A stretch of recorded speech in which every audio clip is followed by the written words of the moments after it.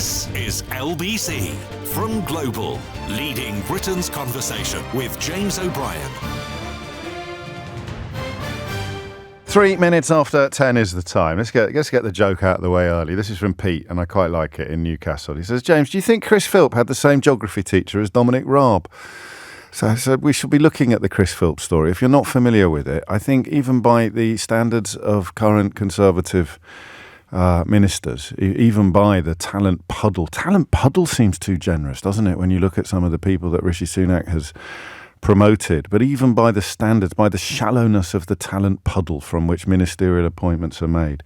Chris Philp's performance on Question Time last night suggests that whatever it is below the bottom of the barrel, when the bottom of the barrel has been scraped away, whatever remains is now a policing minister and, until very recently, an immigration minister who doesn't appear to know anything about anything. Laura Trott levels of ignorance, actually. But what I really want to do at 11 o'clock is turn that into a conversation. At this point in history, I'm not sure how to.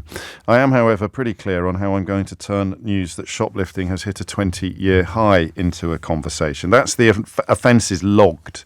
Highest level since records began 21 years ago. I mean, who is surprised?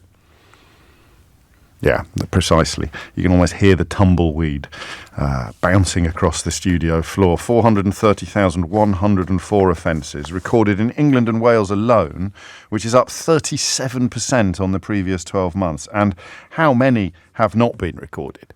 How many offences have gone absolutely unremarked, unrecorded, unreported? I cautiously suggest a lot more than have been. So I'm going to take you back to, I think it was 1987, the summer of 1987. I'm going to tell you a story that I have shared before, but it occurred to me this morning that it's the perfect way to highlight how much things have changed. Not just since last year, or indeed since 21 years ago when comparable records began, but since I was a child.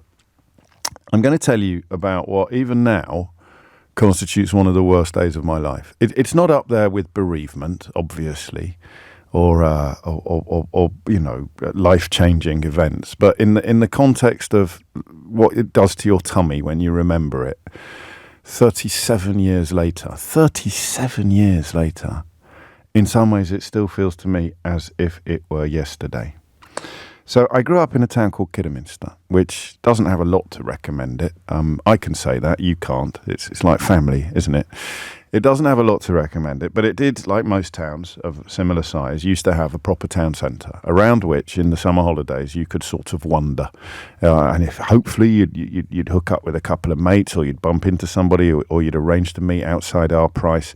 But even then, if you couldn't do that, it was quite pleasant to wander around on your own, especially if, like me, you were at a very isolated boarding school for the rest of the time in the middle of nowhere, where even something that everybody else takes for granted, like access to a record shop or a McDonald's, was denied, a completely alien prospect for weeks on end, as we kicked our heels and twiddled our thumbs in the middle of the North Yorkshire moors, in my case. And I was always skint as a kid. I realise now that Mum and Dad had spent all their money on school fees, and I just remember that period as never really having any cash. It's why, oddly, I undertook some entrepreneurial adventures at roughly the same time, actually, but that's a story for another day. And it meant I never had a music collection. I never had new games for my Spectrum. I always had to try and copy them off other people. Or I remember washing my neighbour's car once and clocking that he had like 10, 15 brand new cassettes in his car. And I just asked if I could copy them all. And even buying the blank cassettes onto which I copied all his albums was an expenditure I could barely stretch to. So I was always skint.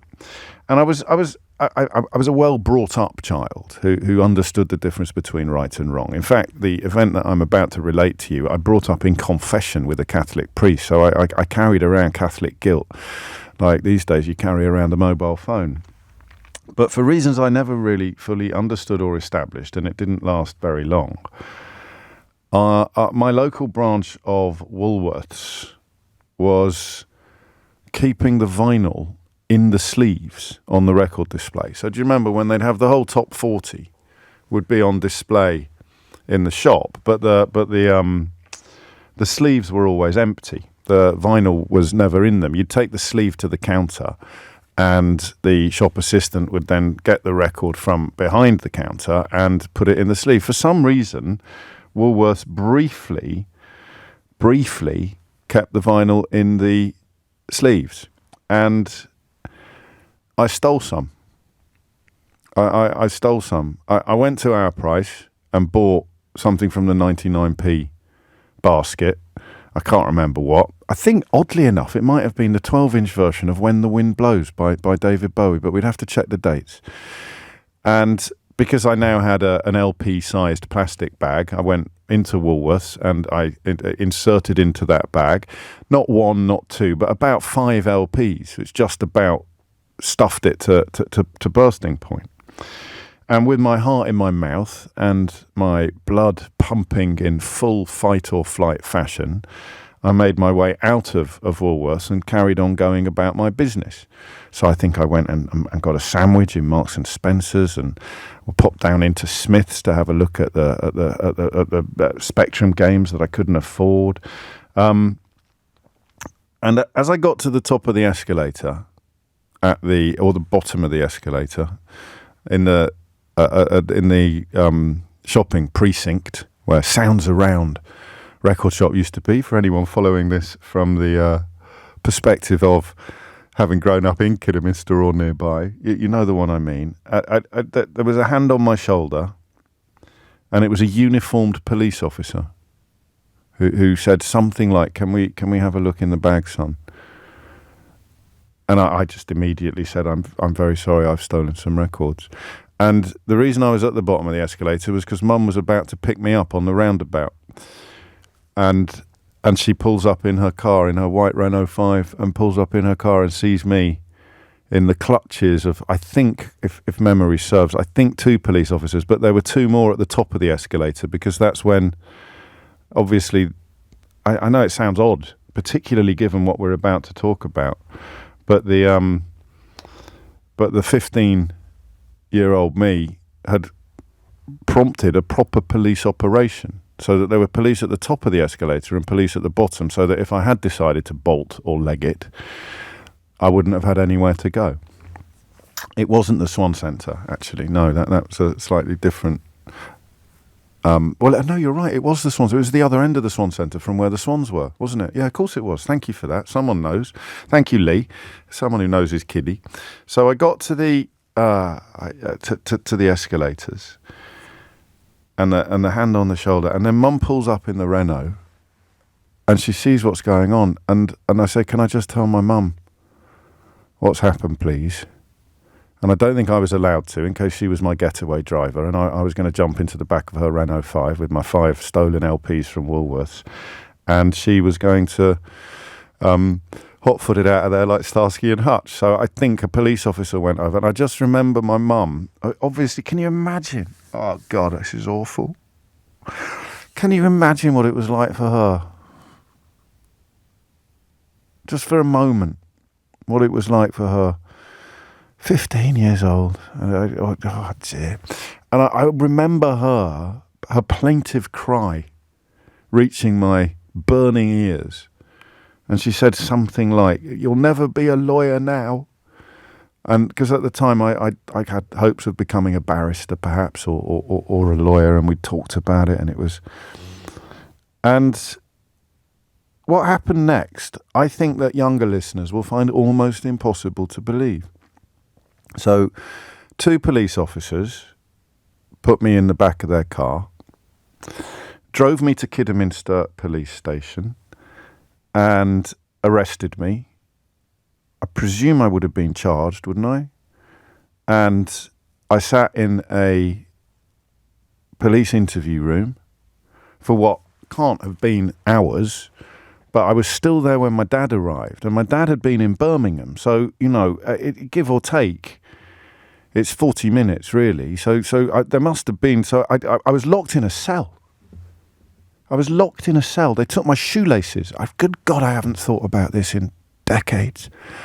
I had some brown suede brogues at the time that I was incredibly proud of, and they took the shoelaces out of my brown suede brogues. and put me in a cell where there was graffiti on the walls and a hard bench and a thin, I mean, happily I'd been at boarding school, so I wasn't that perturbed by the facilities, but a thin cushion type thing, and I'm in a state of trance almost. So I'm in there for goodness knows how long. I get taken out. I'm underage, so I have to be accompanied for the interview, which meant Mum sat there at first.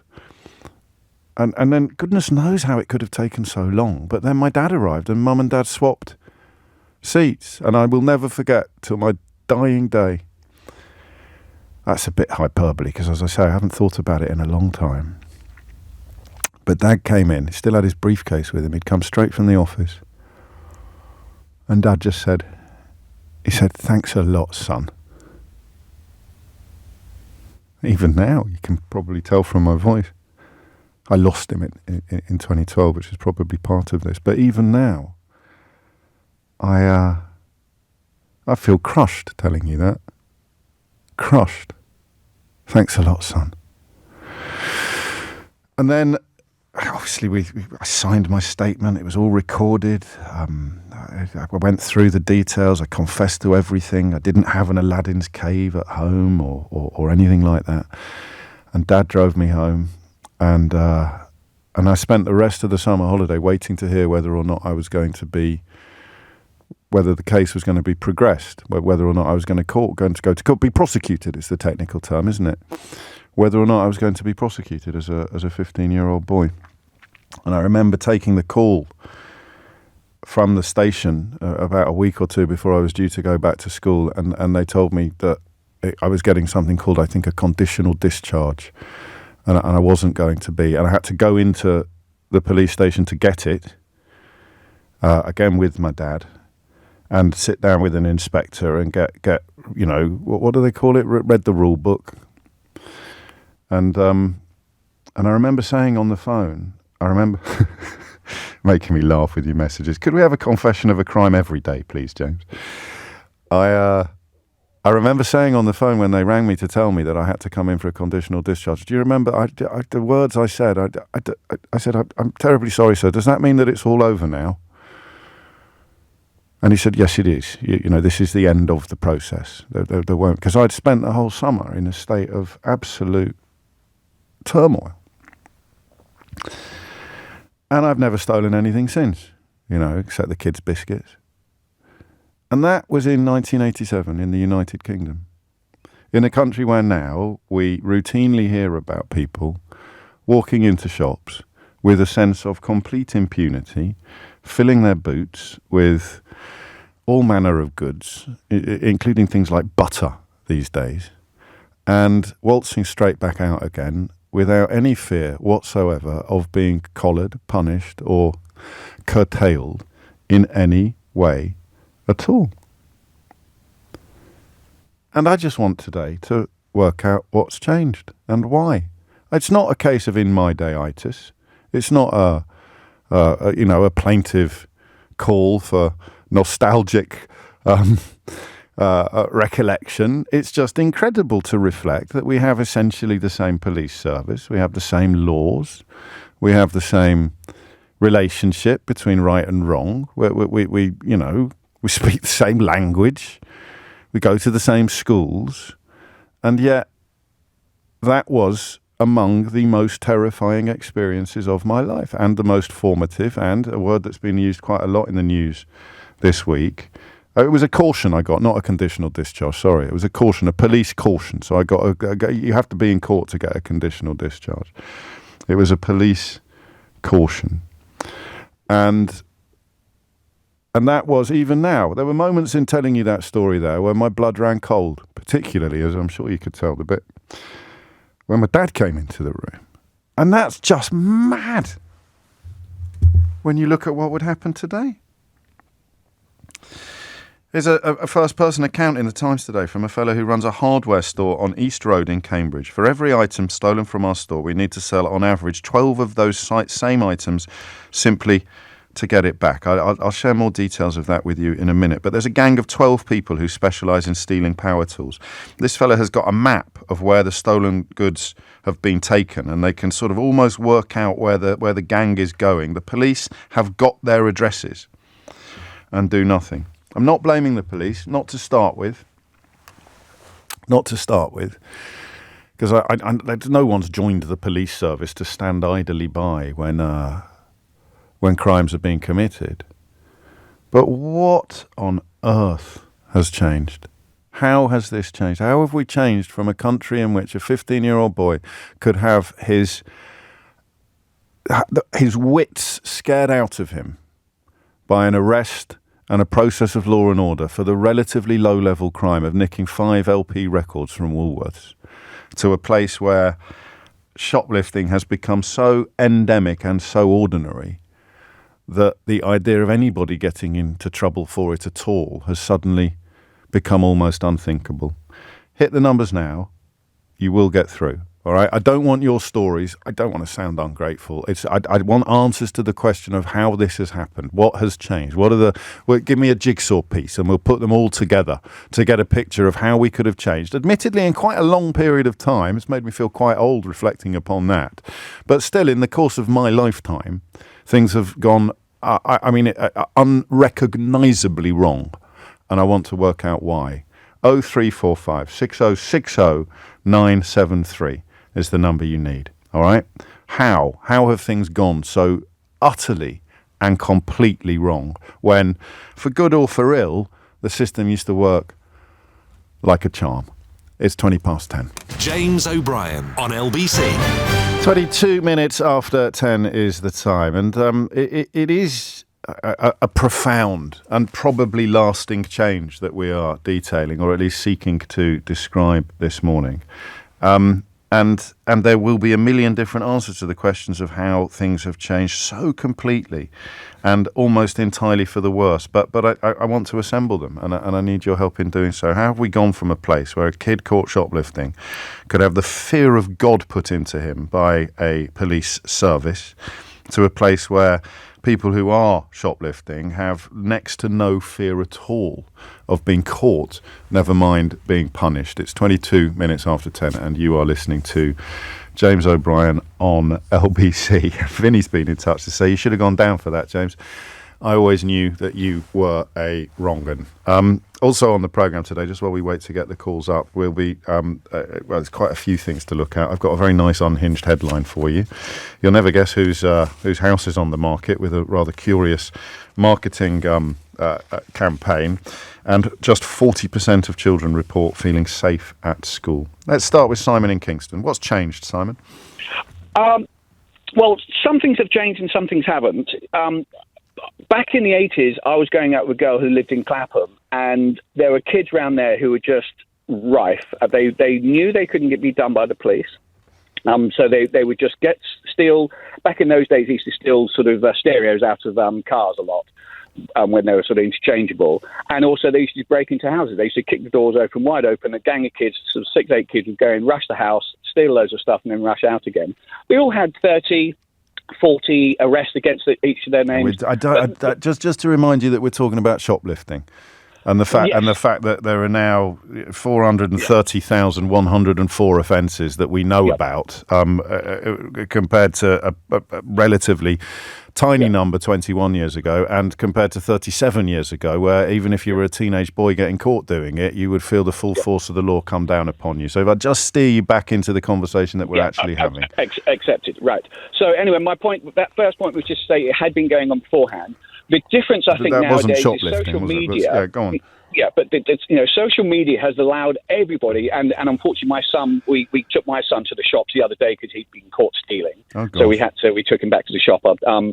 So everybody knows the rules now that you can steal stuff and you're not going to get caught, you're not going to be arrested by the police, and you can steal up to a certain value. And it basically just gives people carte blanche. Yeah, but this is chicken and egg. I'm asking where the carte blanche has come from, rather than what the consequences of the carte blanche are. So do you see what I mean?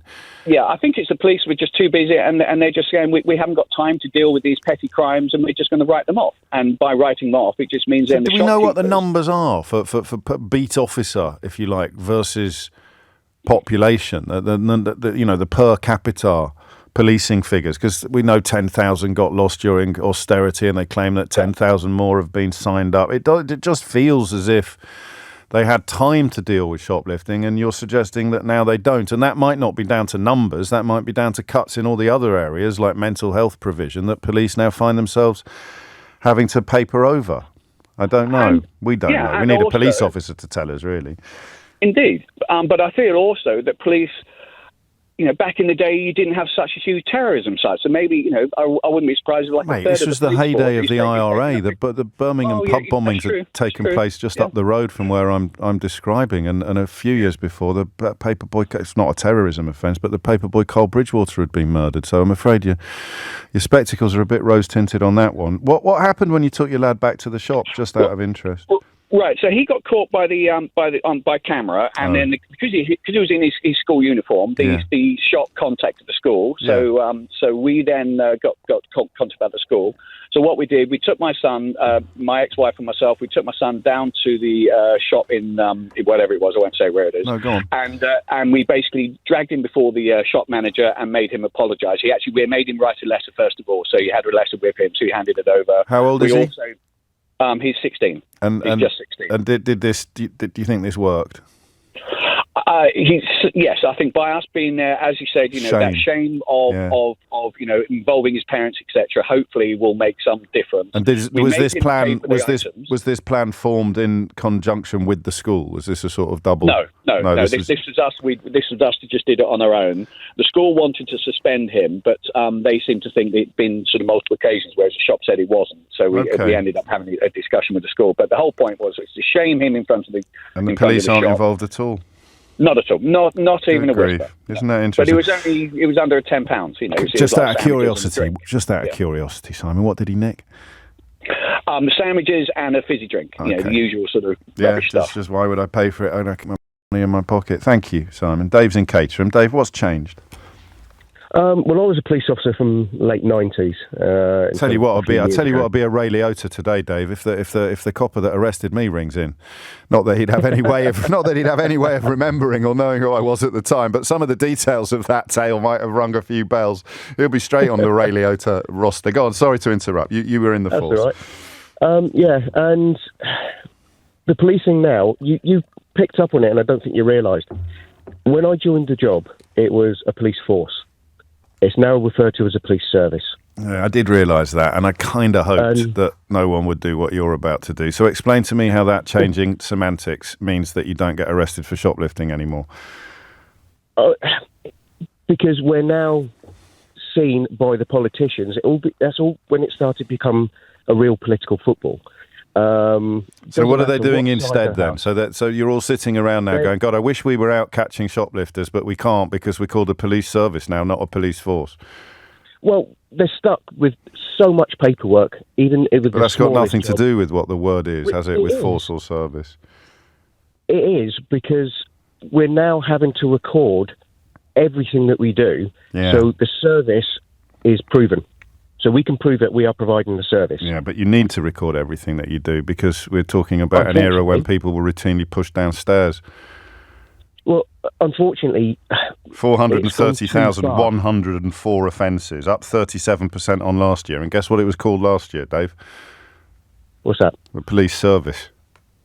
So why has it gone up 37% in the last 12 months? There's loads of societal reasons.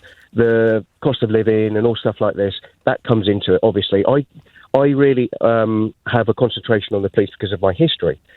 So if we don't have the police officers, if the police officers don't have the time to go and deal with this, and it's been happening for a long time, then the people that are suffering, the business owners, won't even call.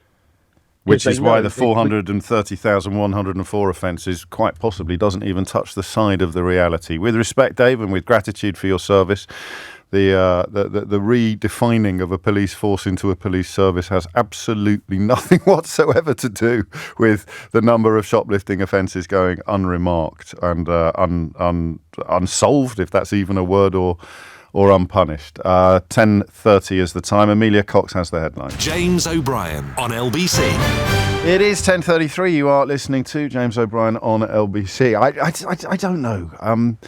Probably because I went quite deep emotionally at the top of the show today. But I was going to put you in Idiot's Corner, Richard, but it's a perfectly innocent mistake that you've made. Why are we complaining that we caught 37% more shoplifters? Of course, it could be that there are more people committing the crimes, but isn't it possible that rather than suggest the police are worse than before, they could actually be better? Mate, it's the number of offences recorded in England and Wales last year that's up 37%. The number of offenders that are caught has absolutely nothing to do with the figures that I've been reading out. In fact, rather than berating you for misunderstanding, I should probably apologise for not having made that clear enough. And I mean, the anecdotal evidence and indeed the evidential evidence, the recorded evidence of just how much impunity people operate with now is off the charts. Nobody denies that the problem has increased exponentially, has spiked in the most extraordinary fashion. The number of charges has indeed risen by 46% in the last year, but the number of recorded incidents has shot up exponentially. So what has changed from the days when I, as a relatively nice 15-year-old, had the fear of God put into him as a consequence of being caught shoplifting? Graham's in Macclesfield. Graham, what would you like to say? Hi, James. Hello, Hi. First of all, don't beat yourself up. I mean, all kids make mistakes. And oh, bless you. I'm over it now, Graham. 37 years ago. But it was just a memory of my... Like it, but only when my dad walked in, mate. And it's only when I think of what it must... As a parent... Now, obviously I wasn't then, but now the only bits where it got me was, but it's so kind of you to say that. Yeah. Thank you, but don't worry, I'm all right. Yeah. Just to sort of give you a background. Yeah. I'm a retired magistrate. Okay. I first began sitting on the bench in 2006, and it was a different world even then. Yes. I mean, these numbers are astonishing. I mean, truly astonishing. But I mean, the first point is that at that time and throughout my career as a magistrate, the default conviction, if you like, for a first offence of theft was a conditional discharge. Yeah. You didn't. That's if it got to you. There'd be plenty of people who got a caution for me as well. Yeah, absolutely. But back then, I mean, between 2006, I would say, to when I retired in 2018, or just by 2018, most people who were committing shoplifting that got before the courts anyway were doing it to feed a drug habit. Right. So they were stealing to resell, to pay for their daily fix. Yeah. And the vast majority was that. By 2016, we're starting to see people coming in to court who have been caught shoplifting with items of groceries, usually meat and in those cases they were actually doing it to feed the families. And I remember having a conversation with our local MP, a guy called David Rutley, God help us. Yeah. And he's not here to defend himself, Graham. No, he's swanning around the Caribbean doing trade deals. Go on. And he happened to have he was on one of his photo op visits and visited the court. And he said to me, Graham, tell me how have things changed? I said, well, the big change is in shoplifting. I said, people are now stealing to feed the families rather than feed a drug habit. Right. And his answer was, well, I don't really understand that because we've got plenty of food banks. Oh, Lord. He's not here to defend himself. So I've got no reason to doubt what you're telling me. And I need to steer you, as I did with an earlier caller, a little bit back to the... And if you had to point to one or two major reasons why we've gone from the scenario you describe, the scenario I described a few years previously, to the scenario that we're all living with today. It's policy. It's government policy. Really? The justice system has been stripped back to bones and beyond. Hundreds of magistrates' courts have been closed. Court time is unavailable. God knows how Rishi's found court time to deal with the immigrants, but that's another story. It is. The whole justice system has been stripped back. So we're talking about austerity then? Basically, yeah. Since 2010.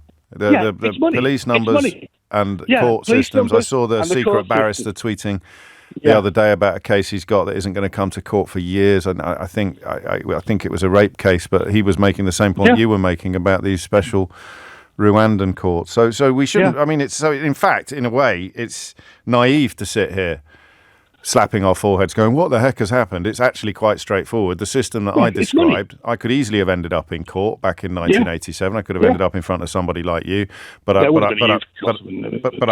I won't now, because the pipes of justice haven't just been clogged, they've been dismantled.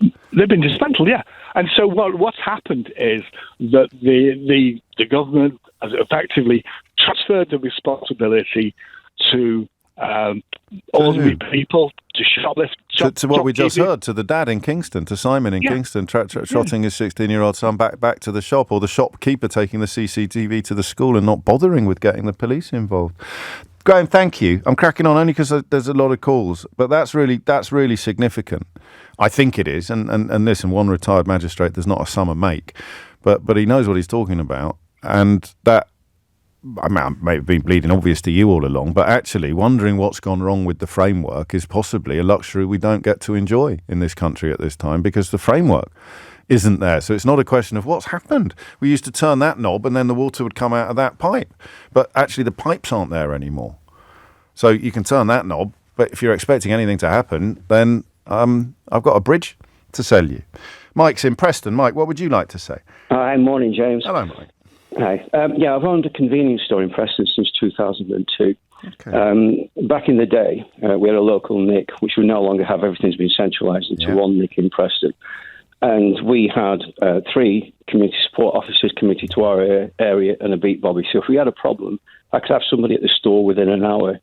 And because these community support officers were in that area, they got to know everything. They knew where everybody lived, everything that was going on. And if it was anybody local, they pretty much had a fix on who it was, and they could get there and just nip it in the bud. It's literally community policing, isn't it? Yeah. I mean, on one occasion, I think it was 2008, we had somebody had stolen something, just one, a bottle of cider or something like that. Give them a call. They came down. They were looking at the CCTV. Yeah.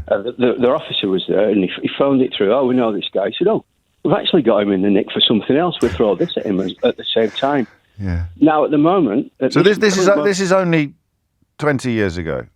No, that was about 2008. When the Tories came in and made the cuts, and they decided to cut the police. We had a Bobby used to come in the shop, and he said, they've just ruined my career. They said, what's happened? There's a lot of ambitious superintendents out there have said we can get crime down. Effectively, these were his words, by not reporting it. And everything just got centralised, and we lost the boots on the ground, and they were so important. So you would track this back to 2010 and the introduction of Theresa May in the Home Office a couple of years later, and speaking to the Police Federation just up the road from where you are in Preston, and telling them to stop scaremongering about cuts in policing having an effect upon crime rates, and indeed the Community Police Officer of the Year addressing her directly about the damage she was doing. Absolutely. I mean, at the moment, we've got, and it is somebody that we think that is has got a drug habit. Right. I think it was on Tuesday. I wasn't in the store at that time, but she came in. She had a small shopping trolley, and she filled it full of household products. That could the member of staff and a member of the customers managed to grab that back off her outside and got it back in. Yeah. That added up to about 50 odd quid, and she said, I didn't steal it from you, I stole it from somebody else. Oh, Lord. But I can't get anybody to come down to look at it. So what do you do, Mike? What do you do? Oh, we'll report it online. Yeah. I stopped a local Bobby in the street the other day I saw, and she gave me her email. Right. She asked me to email some footage through. I emailed that through. It just bounced back at me. It won't accept the file. And so we do the reporting on the local police, Lancashire Police. Website. And if you get about 3 or 4 or 5, you get a phone call. It's nothing like it used to be. So now we're in the position of trying to find out where this lady lives, because she's been in a couple of times taking stuff, and then you run the risk of what happens if there's a confrontation or anything like that. I mean, all we can do is catch her in the act and stop her from coming in. So you want to know where she lives so that you can tell the police? Yes, exactly. Just to be clear, you're not heading around there like Edward Woodward. Yeah, and No. You've been tempted a few, Of course you have. Of course you have. So this is the best illustration yet of what it's like at the coalface. Some people may not like the political angle that you've brought to proceedings. This isn't political, James. This is just a 100% fact what happened. No, all I mean by that is dating it to the change in government. But I would tell them to sling their hook, because you're describing it absolutely from the first-hand perspective. So when people like James cleverly start saying things like, shoplifting had a corrosive effect on public confidence, a lack of confidence to be able to live your full life is really important.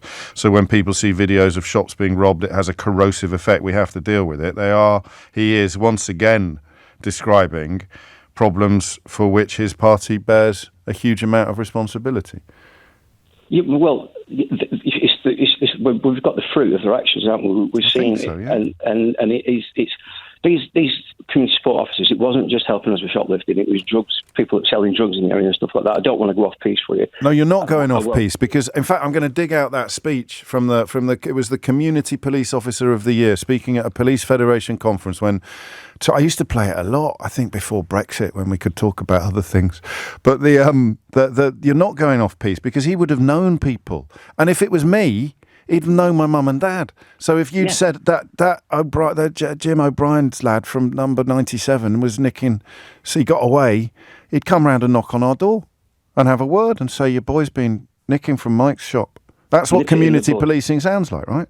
It was brilliant. And a lot of people call them plastic cops. I found them absolutely fantastic. But there's two types. You're talking about the PCSOs. I'm talking about the community police officers who would be fully on the you got those, and they were supported by the PCSOs. Exactly right. And they form a brilliant team. Oh boy! So, can you remember the moment? I mean, I did this. You might not have clocked it at the time, but when you go from knowing that you'd have the full support of a big system, and that the capture, for want of a better word, of the culprit would be more likely than not, to the point where you first realised, I'm not even sure it's worth phoning this one in. Oh, it was sometime 2012 afterwards. Just when they closed the local police station, then we had no chance. Trying to get through, to the centralised police station in Preston. It's just impossible. You're just going through. It's that simple. It really is that simple. For you to date it, to pinpoint it. Yeah, and I've got to emphasise it's not just shoplifting; it's everything else that goes on in the area. No, of course it is. Everything that would have once come under the remit of the community police officer. Mike, thank you. 10:46 is the time.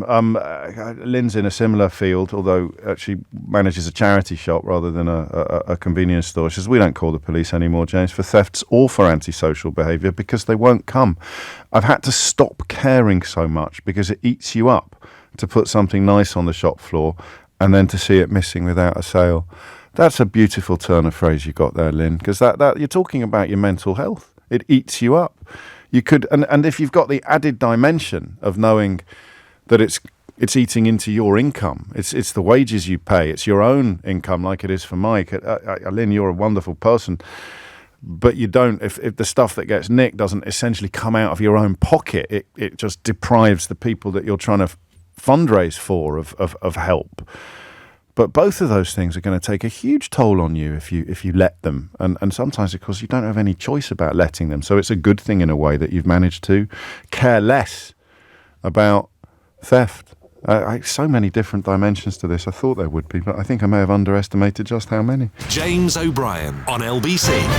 It's 10 to 11. You're listening to James O'Brien on LBC. His name was Damien O'Reilly, Inspector Damien O'Reilly, and I think he'd just picked up Community Police Officer of the Year, or he'd recently been awarded Community Police Officer of the Year. And he was talking about his decision, I think, to leave the job, to redeploy. Anyway, let's find out if my memory is as full of holes as it sometimes seems to be. Damien O'Reilly, Greater Manchester Police. Home Secretary, you'll remember in November 2010 you presented me with Community Police Officer of the Year award. I say that conference, forgive me, just to show that I do know what I'm talking about. Unfortunately, I'd worked in inner city Manchester for 15 years. I felt passionate about what I was doing. In 2012, I had to leave. I couldn't take it anymore because the changes that have been imposed have caused community policing to collapse. That's the reality, ma'am. Intelligence has dried up. There aren't local officers. They don't know what's happening. They're all reactive. There's no proactive policing locally. That is the reality, ma'am. And Mark Rowley just mentioned neighbourhood policing was critical to dealing with terrorism. We run the risk here of letting communities down, putting officers at risk, and ultimately risking national security. I'd ask you to seriously reconsider the budget and the level of cuts over the next 5 years. I said, good job I didn't play that at the beginning of the hour, isn't it? Because it might have knocked all of the stuffing out of the phone in. I mean, that is extraordinary. It's particularly extraordinary. I do this thing. Terry Wogan was always very good at this. Always very good at remembering that you might not be paying full attention to what is actually going on the radio at the moment. You know, we aspire to be, at best, a bit of background noise or background company. But I wonder how many people felt the same shiver I felt when he dated it. If you were listening to what Mike in Preston had to say just a few minutes ago.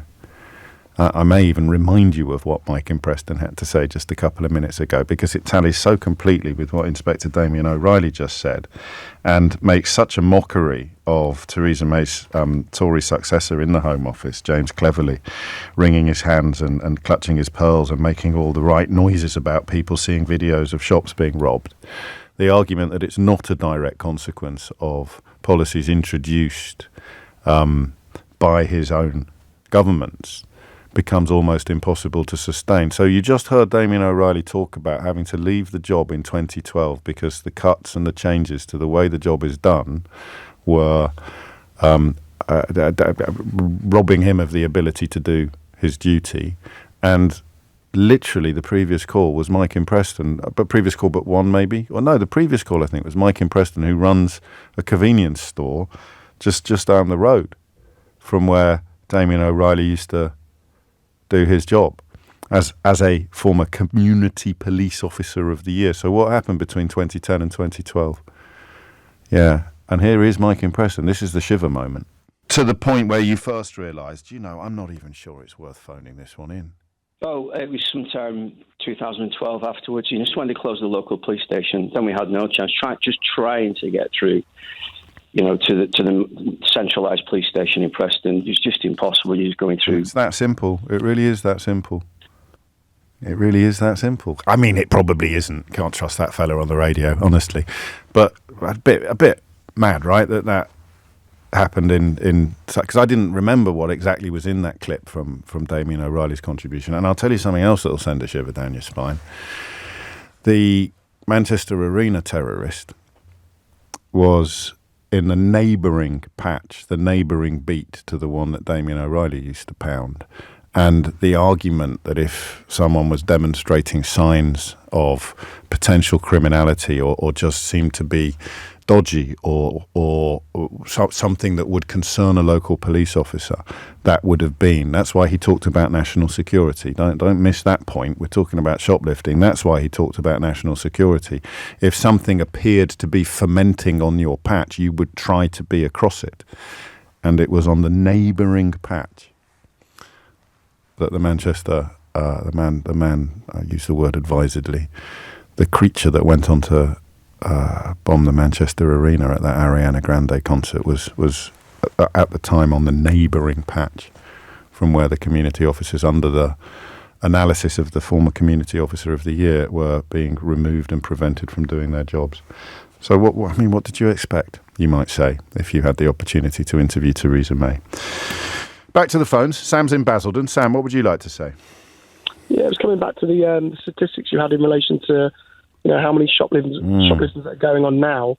I'd hope, police officers do a really difficult job and they try and do their best for the public, and it's really difficult listening to members of the public who've had a poor service. PCs and sergeants on the front line really want to give that service they can, but when you're looking at the total numbers, I want people to sort of realise it's it's a very small amount of people that commit a lot of crime.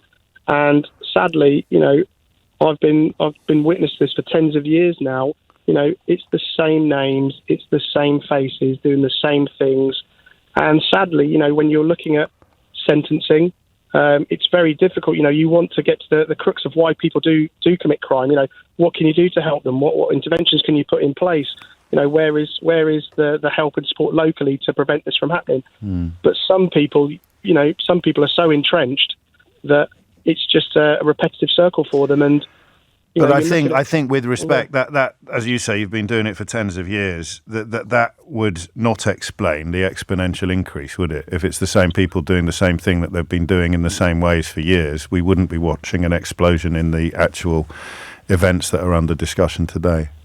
And also, I have to remind you that means that the old way of handling things didn't work either, because they're still doing it now. So, I again, with respect, there's clearly an exponential rise, not only in the number of crimes, but in the number and type of person doing it. For example, the organised crime element, where people are stealing huge amounts of food to sell on. That didn't used to happen on anything like the scale that it's happening now. Yeah, there are different types. When you're looking back in the day, it may have been, we didn't have these organised crime groups that come out and target shops and steal thousands of pounds of food, alcohol, etc.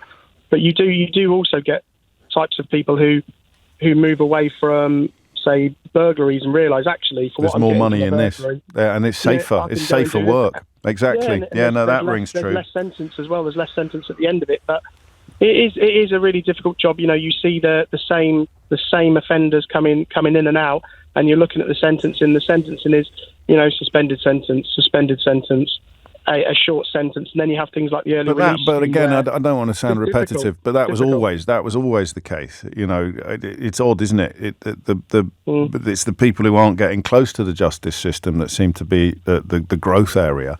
Just quickly, if you mentioned that you're a police officer, where do you go? Where do things like butter get sold? Because I remember being stunned when I first moved to Ladbroke Grove in West London, that my local supermarket had alarms on the meat. I'd seen them on the vodka before, or on razor blades, but I'd never seen. They're on everything now in some supermarkets. They're literally on everything. So, and you'd be sitting in the pub, and someone would offer you some Gillette Mac 3s or a packet of smoked salmon or something like that.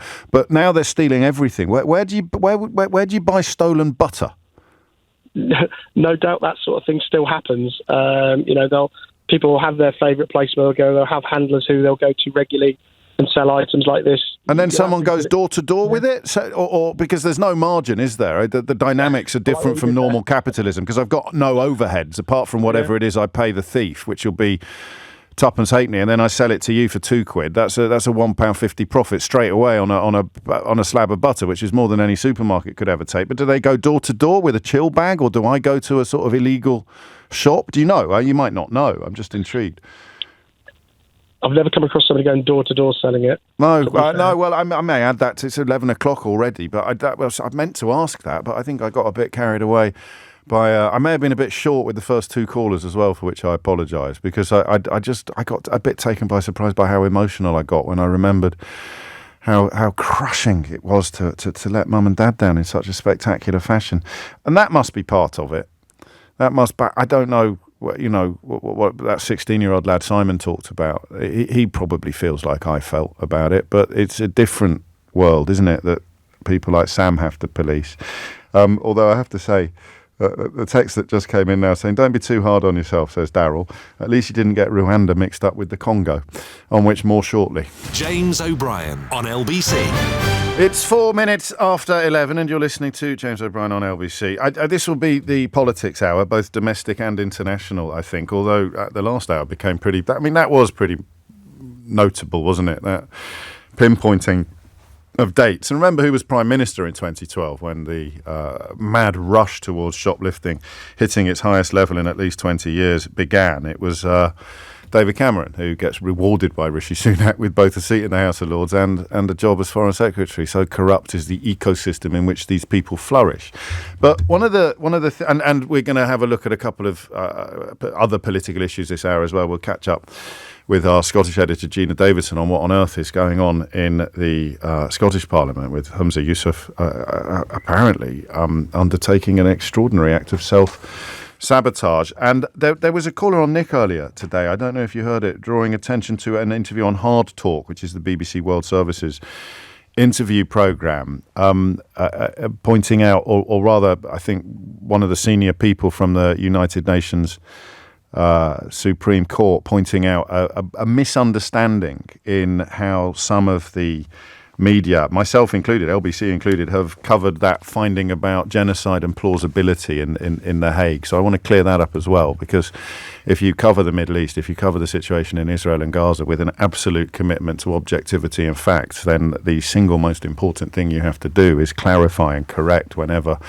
the circumstances seem to change, regardless of what the story is or what the changing facts may be. What you can't do is go down the road of some of the contributors to the public discourse, who of course end up even getting fired as official spokesmen for having a slightly strained relationship with the truth. So we need to have another look at that as well, which we will do.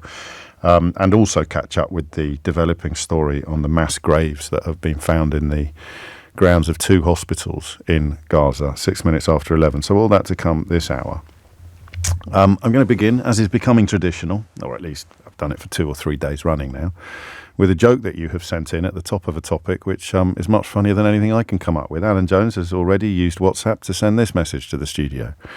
Umbongo, they drink it in Rwanda, apparently, which is a reference to an extraordinary act of incompetence by the policing and former immigration minister, Chris Philp, on Question Time last night, which I think you really need to hear in its entirety. It would be literally impossible to defend this in any way or to question the sheer scale of the humiliation Chris Philp heaps upon himself here. You might as well just tattoo client journalist across your forehead if you're going to pretend that this is anything other than deeply, deeply shameful. Chris, I come from a neighbouring country called Congo, if you know geographically that it's located right next door to Rwanda. And right now in Goma there's a genocide going on, and there's such a big conflict going on with people from Rwanda. So had my family members come from Goma on a crossing right now, would they then be sent back to the country that they're supposedly warring, Rwanda? Does that make any sense to you? No, I think there's an exclusion on people from Rwanda being sent to Rwanda. They're not from Rwanda, they're from Congo. They're from Congo. And They're supposedly warring these people from Rwanda. Are they then going to be sent to Rwanda if they came here on a crossing? From Congo? Yeah. Would people be sent from... Well, I mean, Rwanda is a different country of Congo, isn't it? It's a different country. Yes. It is. Yes. Definitely. You're saying if they come from a war zone in Congo, would they then be sent to Rwanda? That's well, the point he's making. So there is a clause in the legislation that says if somebody would suffer, I think the phrase is serious and irreversible harm by being sent somewhere, they wouldn't be sent. So there is that safety mechanism built into the legislation. There isn't. Apart from not knowing that Rwanda and Congo are 2 different countries, there isn't the thing that he describes, not with reference to people from Congo. A Congolese person could easily be sent to Rwanda if they met illegal, irregular arrival conditions. So if they'd come over in a small boat, then they would indeed be susceptible for deportation to Rwanda. The nationality or group identity would simply not meet that exception for particular individual circumstances. I'm going to play you that again. It's one of those mornings where I know this is really significant and important, and I know it's a phone-in, but I can't quite find my way into the phone-in. So feel free to text or suggest ways in which we might do it. But this is absolutely shameful. It's not just some random who's popped up on Question Time. It's not some Herbert from a think tank who seem to have season tickets for BBC discussion programmes, despite nobody knowing who pays their wages. It's not some headbanging columnist from the Daily Telegraph, which reminds me today's unhinged headline actually comes from the Daily Mail. I thought we'd mix it up a little. It's not a classic, I've got to be honest with you, but I thought we'd try and keep the flag flying for the unhinged headline. It's not some sort of junior politician or a populist wannabe demagogue like Farage, all of whom you would expect not to have a full grasp of the facts. It's a man who, until relatively recently, had responsibility for immigration as a member of His Majesty's government. a minister with some responsibility for immigration. He now has responsibility for policing. So just listen again to this, I'm going to use the word for the second time today, this extraordinary level of ignorance, because it's breathtaking. Chris, I come from a neighbouring country called Congo, if you know geographically, that is located right next door to Rwanda. And right now in Goma, there's a genocide going on, and there's such a big conflict going on with people from Rwanda. So had my family members come from Goma on a crossing right now, would they then be sent back to the country that they're supposedly warring, Rwanda? Does that make any sense to you? No, I think there's an exclusion on people from Rwanda being sent to Rwanda. They're not from Rwanda, they're from Congo. They're from Congo. They're supposedly from Congo. They're supposedly warring these people from Rwanda. Are they then going to be sent to Rwanda if they came here on a crossing? From Congo? Yeah. Would people be sent from... Well, I mean, Rwanda is a different country of Congo, isn't it? It's a different country. Yes. It is. Yes. Definitely. You're saying if they come from a war zone in Congo, would they then be sent to Rwanda? That's the point he's making. So there is a clause in the legislation that says if somebody would suffer, I think the phrase is serious and irreversible harm by being sent somewhere, they wouldn't be sent. So there is that safety mechanism built into the legislation. So Ian Duncan-Smith, the former leader of the Conservative Party, toured the studios not long ago, shortly after the Rwandan debacle first reared its ridiculous head, claiming that if your application was successful, you'd be brought back from Kigali to the United Kingdom. That was completely wrong. That was completely wrong. What Chris Philp just said about exemptions from deportation for people from Congo was completely wrong. Do you remember the story I told you from, I think, 2018 about refugees in Rwanda being shot dead after protesting against their food rations? I told you the story a few times. Guess where they were from? The refugees shot by Rwandan authorities in 2018. Yeah, they were Congolese, those refugees. Imagine that. Imagine getting out of a war zone, getting to the UK, and then being deported back to a country that was part of the war that you'd fled and responsible for killing your countrymen just 6 years ago.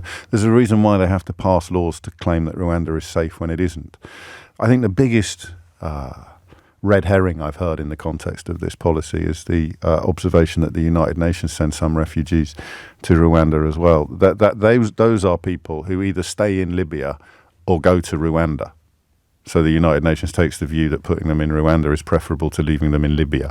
Anybody attempting to use that as a defence of sending genuine asylum seekers, genuine refugees who've made their way to the UK as acceptable is either deliberately misleading you or not bothering to understand the most basic of facts. And speaking of not bothering to understand the most basic of facts, someone's just texting me to say that a close ally of Chris Philp is claiming that the question was rhetorical, which you simply could not sustain for a nanosecond if you watched the faces of the people engaged in that exchange, including Fiona Bruce, who answers in good faith the question that had already been answered by the fellow who asked the original question when he talked about the two different countries. So, how do we do this as a phone-in? I think I'm going to ask you a question that you could perhaps describe as rhetorical, but it's not rhetorical. I don't think any of them really know what this policy does. I first thought this when Ian Duncan-Smith, and how many times have you heard, apart from me, how many times have you heard Ian Duncan-Smith be reminded of the fact that he was supporting a policy without knowing what it was? Without knowing what it was. How many times do you hear it properly pointed out that the documents that were signed include reciprocal arrangements for asylum seekers who've made their way to Rwanda to be relocated to the United Kingdom? Now, it does get mentioned occasionally, but I don't know. Let's find out, and if it doesn't work, I'll find another way into it. And maybe you've got more evidence than I've managed to muster up at the moment, but they don't actually know what the policy is. And I don't think it matters in the minds of people that support it or in the minds of the people that are promoting it. I honestly think that Johnson set the bar so low, let's just announce something that makes it feel like we're being horrible to refugees. And everyone else is just joining in. I don't think they know what the policy is. 0345 6060 973 is the number that you need to tell me whether or not you do. So that there are two questions here. Do you think they know what the policy is? Genuinely, do you think they know what the policy is? And then the second question is, and in a way this is what my whole new book is about, but I'd rather hear your answers to this question today. How can somebody so obviously, I mean, you remember when Laura Trott didn't know what GDP was, or didn't know what... do you know what I'm fighting? I'm fighting the urge to say, why aren't we more shocked by this than we should be? So I'm not going to resist that question. Why are we not more shocked by this than we should be? Maybe you are shocked by it. But how on earth can you have an immigration minister, a former immigration minister, a recent immigration minister, sitting on the BBC's flagship political discussion programme, Question Time, revealing levels of ignorance that stretch your credulity, levels of ignorance and incompetence that would make you question whether or not he would be permitted to run a bath, and yet his position will be completely untouched. Just as Laura Trott, the Chief Secretary to the Treasury, went on the PM programme with Evan Davis and revealed that she didn't understand the figures that were actually in front of her. She didn't understand the relationship between GDP and growth, between GDP and debt. It was possible, listening to that interview, that she didn't even understand what percentages were. You've got a generation of government politicians here, government-level politicians, not sort of eccentric backbenchers, but senior ministerial appointments, whose grasp of their own brief, not a neighbouring brief, not a brief they've never held, but whose grasp of their own brief is absolutely non-existent. But that's still not quite the right question, is it? How did this happen? We kind of know how it happened. Why aren't we more outraged? Because we're used to it? Because we're used to it? So, is this a policy? Is this a policy that has absolutely nothing to do with reality? Is it one of the first policies we've seen as a population that has absolutely nothing to do with reality? I could even ask whether it's Brexit 2.0. It's got absolutely nothing to do with what might actually be delivered, what might actually be feasible, what might actually be possible, and everything to do with the feelings, the emotions that it is designed to conjure up in the hearts and minds of a notional supporter. Because if I was a supporter of this policy at any point in the last 2 years, I wouldn't be a supporter of it now, because they clearly don't know what they're... With Brexit, it didn't matter, because Brexit was all about getting it over the line, getting it done, getting it oven ready. And then when it turned out to be absolutely ridiculous, most of the people responsible had either developed collective amnesia or disappeared over the horizon. This one is just such a weird piece of legislation. And the weirdest element of it seems to me to be that the people who are promoting it, supporting it and steering it through Parliament don't seem to understand what it actually is, what it does, what it's designed to achieve. Remember when Theresa May thought she'd got one over on Yvette Cooper, because Yvette Cooper was talking about Kigali and not about Rwanda, and Theresa Coffey, apparently didn't realise that Kigali was the capital city of Rwanda. It's still not quite there. Is it possible? Is it possible that we have got a government that doesn't understand anything about its own flagship policy? 0345 60 60973 is the number that you need. I don't know how to really zone in on how dispiriting I find that little clip of Chris Philp and the smiling and the fact that nothing will happen.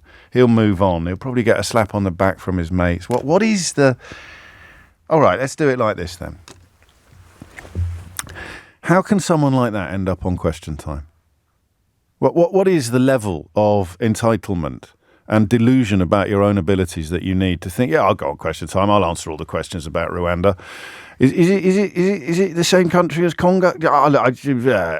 Maybe that's what we need to ask. How can somebody who knows so little think, yeah, I'm the one, I'm the chap? I've asked you about 43 questions in the last 13 minutes. You are now invited to answer any, none, or all of them by dialing 0345 6060 973. But this is gross. not just the policy and the pretense that there's something ordinary or acceptable about changing the meaning of the word unsafe to safe in order to get it over the line, but the fact that none of the people in the media or the Conservative Party who profess to support the policy understand anything about it. How's that happened? Hit the numbers now, you will get through. James O'Brien on LBC. It's not the first time I know this one's gone bonkers. It's absolutely not the case that this is the only corner of the British media pointing out how absolutely ridiculous that moment was.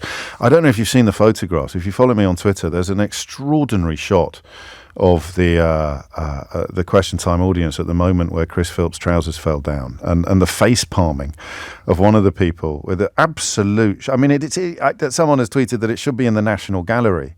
And yet, you know that client journalists will be queuing up to claim, oh, it's not as bad as everybody says it is. It's not that bad. We should send it to VAR or something. Maybe it was offside. Utterly. Eleanor's called it the second best photograph of the week. What was the best photograph of the week? The seagull. Was it? What? Oh, the horses. Crikey, of course the horses. The seagull was pretty good. Although that was footage rather than a still photograph. But if you follow me on Twitter, at Mr. James OB, you can have a look at that shot. Every single person in the audience knows exactly how humiliating that moment was for Chris Philp, but there are a few client journalists queuing up to pretend that they don't. How's this happened? How have we got to a place where a former immigration minister cannot understand the most basic contents of the only really major immigration policy that this government has? Barbara's in Havant. Barbara, what would you like to say? Oh, good morning, James. This is going to be a bit of a ramble. I'm not answering any particular question. Well, you mean like the introduction, really, Barbara? So there you go. We're among friends. Okay. Well, I can't tell you how grim how sad and ashamed I felt. Yes. On the morning, was it Tuesday morning, when we heard that this nasty piece of unimplementable legislation actually was passed in our Parliament. Where do you start with Chris Philp? A man who had an immigration brief doesn't know the difference between that there are two countries, one the DRC and one the Rwanda. And by the way, Rwanda, this great safe country, is actually financing a war in Goma, where the question came. Where the questioner came from, exactly. and referenced. He referenced precisely that. Exactly. So this man is completely ignorant, and someone who shouldn't be ignorant. How can that not matter, Barbara? How can we have reached a point where it doesn't matter? Laura Trott, Chief Secretary to the Treasury, can completely humiliate herself on live radio. This bloke can go on television, and none of it matters. It mattered once. It did matter once, didn't it? It did matter once. I don't know why it doesn't matter, and and I find it quite shocking. I think one of the reasons is they've got away with it so far, and they will continue to get away with it. And my God, if I'm allowed to say that so early in the morning, if they get another 5 years, which all the polls suggest they might not, there will be no limits to what they will attempt to get away with. Their hubris will be unbounded. So beware who you vote for. We must get rid of these people. But they are so ignorant of everything. Have they ever sat down and spoken to refugees that have come to this country from Afghanistan, from Eritrea, from all over the world? Have they read the Freedom of Information request from the Home Office regarding the deportation of an Iraqi man, the plane that was stopped because of the intervention of the ECHR? Yes. Have they read that report? Unlikely. Which describes men screaming, shouting, begging for their lives? Well, I think, it's a very good question that you asked, because here's what I think, and I hadn't crystallised this thought until you said that. I mean, I don't know how much time you spend on social media. I sense not a lot, Barbara. You sound far too sensible. I don't spend an awful lot. But there are people on social media who would profess relish for what you've just described. There were people on there who were celebrating the deaths of the 5 people in the English Channel earlier this week. And yes. I'm increasingly drawn to the slightly bonkers conclusion that those are the people that the party is wooing, but that they can't themselves, because they would feel soiled and ashamed to publicly admit that they were wooing people like this, but they're actually embarrassed that that's what they're reduced to. So there are people who go, I'm glad they were screaming. I'm glad that they're harming themselves. I'm glad that they're committing suicide. I'm glad that they're drowning in the English Channel. Social media is full of people like that, and they are the kind of people that perhaps are being leached off by parties or politicians even further to the right than the Tories. So I look at, we describe a vacuum, Barbara. There is a vacuum where Chris Philp's brain should be. And now we are speculating on what is in that space, what is in that vacuum. And that's one of the possibilities.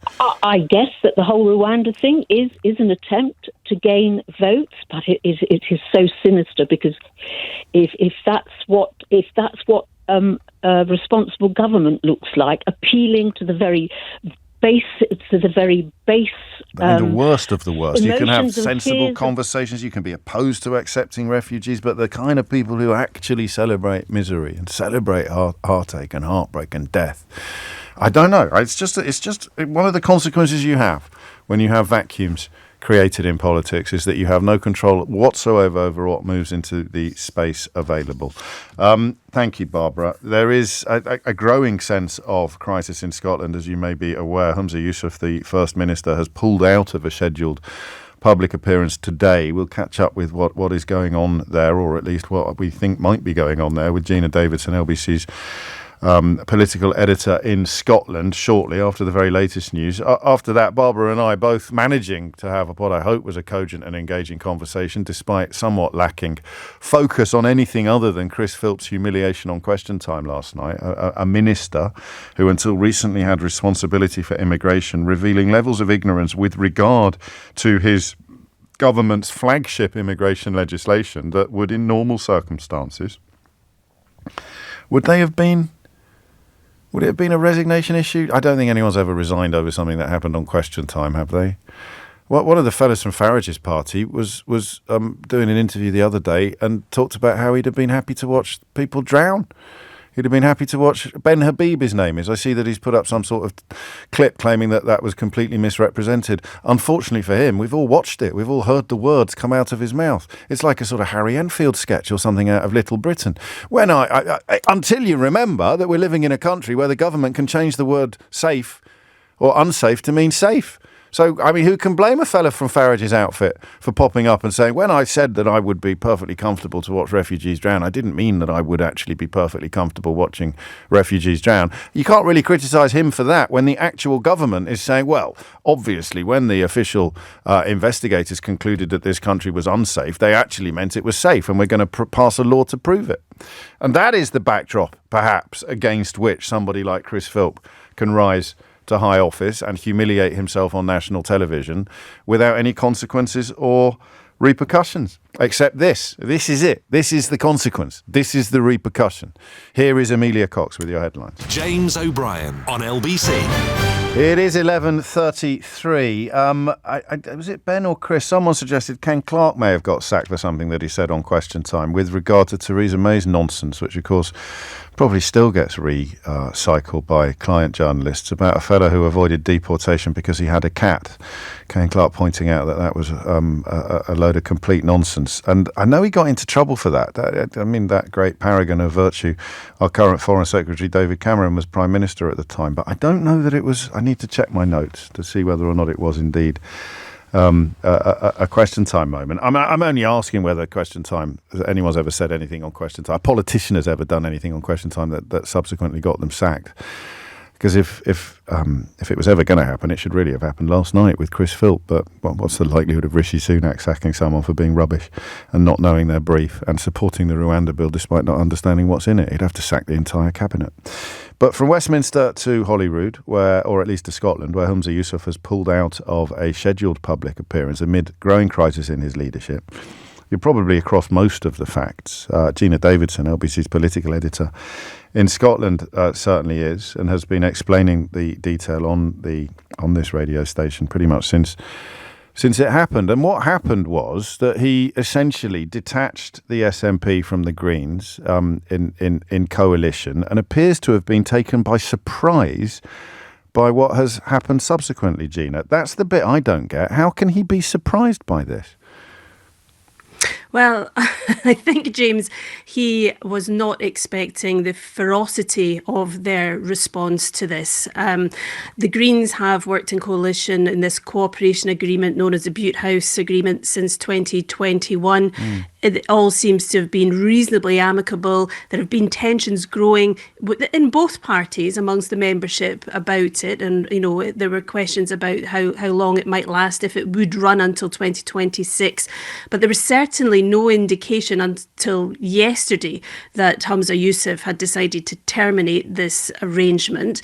He had Patrick Harvey and Lorna Slater, the co-conveners, in to Butte House yesterday morning to tell them that. Now, they were furious about that. They were expecting to have a membership vote within the Scottish Greens about whether or not to stay in the Butte House Agreement. That wasn't due to take place for another month, and they were pretty convinced that they could convince their members to remain in government rather than to walk away, because they were upset about climate change targets being dumped, about the cash report and the implications it might have for gender care in Scotland. So there were a number of big issues that they wanted to discuss and then have a vote on whether or not to remain. As I say, the Greens co-leaders in Holyrood thought they would be able to talk round the membership on that, but it looks like Humza Yousaf had decided that he wasn't going to wait for that. He wasn't going to let them make that decision for him, and he struck first. Now, I think as a result of that, the furious reaction from the Greens, particularly that because there's now going to be a vote of no confidence in the First Minister, that's been lodged by the Scottish Conservatives, and their decision to actually vote with the Conservatives on that, to vote against Humza Yousaf, has taken the Scottish Government aback somewhat. They were not expecting that. I mean, if you listen to Humza Yousaf in his press conference yesterday, he very much seemed to indicate that he believes, informal cooperation with the Greens would continue. That in terms of where they were in many places on policy, that would. He was barking up the wrong tree on that. Sorry to interrupt, but I do want to get across some of the other things that are going on. It's been reported while you've been on air that he's considering his own position before the confidence vote and may actually resign. Is that going to be a question of numbers? If Ash Regan, who of course defected to Alex Salmond's outfit after losing the leadership battle to Humza Yousaf, if her intentions become clear on the Tory motion, which is a vote of no confidence in him personally, then he might jump before he's pushed. Yeah, well, we're being told that is not going to happen, that he has no intention of resigning, that he's not even considering his position. Now, we know he's cancelled this event. He was due to speak at Strathclyde University today, laying out, another independence plan around the labour market. He's not doing that now, but we do know that he is going to be taking questions from reporters later on this afternoon, so we should hear from him directly to get his reaction. And on the question of the two different confidence votes, there's one that's been brought by the Tories, which is a vote of no confidence in him specifically, and one that's been brought by Labour that they want to hold a vote of no confidence in the whole Scottish Government. That would mean he has to resign along with all of his ministers. The first option would mean he had to resign, but the SNP could try to replace him, becoming the third First Minister, of course, since the last election. Would you expect the two results to be identical, or could there be some members of Holyrood who would vote differently according to whether it was a vote of confidence in Humza Yousaf or a vote of confidence in the whole Scottish Government?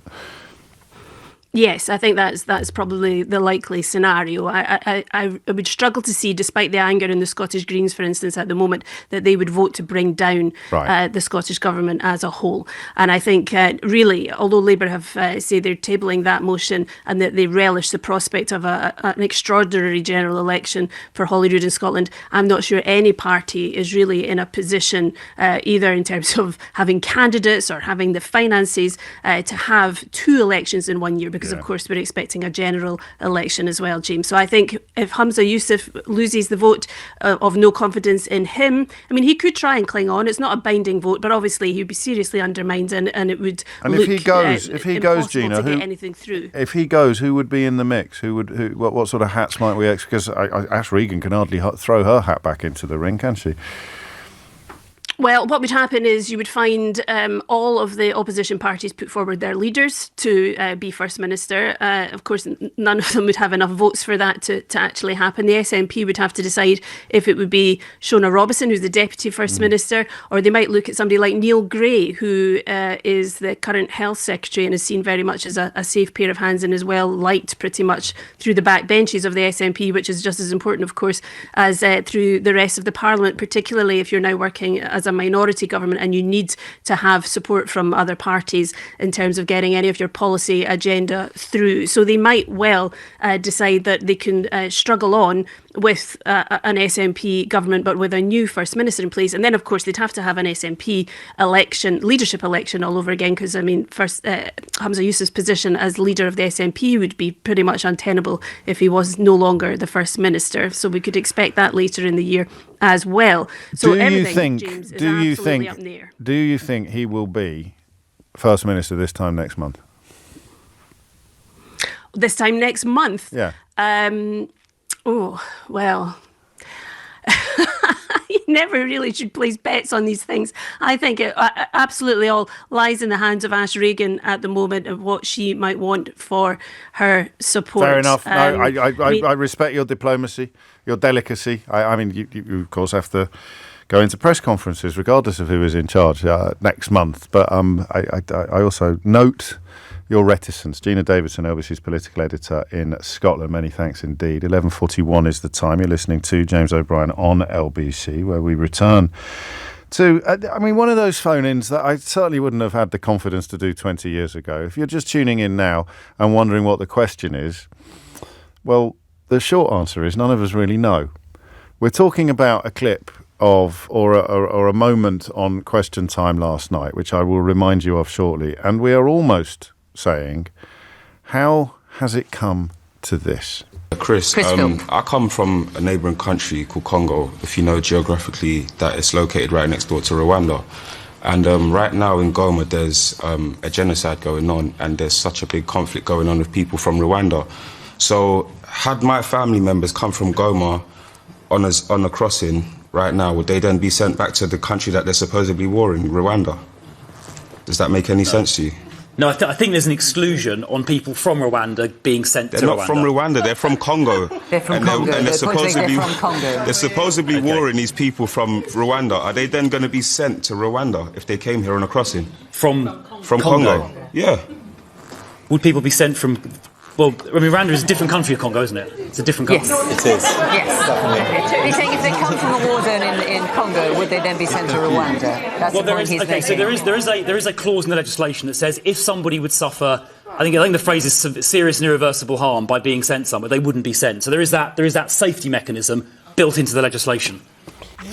It is 11:42 and you are listening to James O'Brien on LBC. Kevin's in Perth. Kevin, tempting though it may be to wade back into Scottish politics, I'd rather that you focused on Chris Philp. How has it come to this, mate? So I first time caller, James. I'm a bit nervous here. It's only me. Welcome. I know. So here's what I think's happened here. I think the question is why has this guy ended up looking like a bit of an idiot on national TV talking about the government's for a terrible moment. I thought you were going to go a little bit rude but no, that's fine. Carry on. No, don't worry. Thank you. I'll keep it. I'll keep my language down to a minimum if I can. Yes. But I think we need to be honest and admit. I mean, these MPs that are getting dragged out in the media circus, they'll all be briefed on the government's policy. They know what the policy is. And a little bit of me has some sympathy with them because I think this Rwanda policy is so flawed at its very core. As soon as someone asks a question that's just slightly out with that brief, they can't answer it. Yeah. They know that the policy is broken. They know that it doesn't work. They know that it's unpopular. And as soon as they get asked a question like that, they look like an idiot. Do you want to know something funny? Go on. I could do with a laugh. I had to build a structure out of spaghetti and marshmallows on Tuesday night. Have you ever done this? No, I can't say I have. It sounds like a challenge. The idea is that the winner is the person who builds the structure highest. Right. And The people that won built almost like a kind of, it looked like a DNA helix. It was absolutely beautiful. And you use the marshmallows as the... We didn't win. Me and Dan Snow, the historian, were on the same team, and we would have come third if they'd come to measure it when we asked them to. But the whole idea was that it had to be freestanding. But we knew that ours was not going, because we kind of just stuck stuff together and hoped that it would hold, and the marshmallows didn't melt a bit and the spaghetti didn't snap. But for about 12 to 15 seconds, our structure was actually quite high. And then it started slowly listing, and then we tried to... And when the judge came round, it fell over, because you weren't allowed to touch it. That's what they've done. They've constructed a policy out of spaghetti and marshmallows, haven't they? And all they need to do is get one plane into the air, which is measuring the structure when the judge is there. And then it doesn't matter if the whole thing falls apart and falls down and lists and collapses and all the marshmallows start subsequently melting. That's what's happening.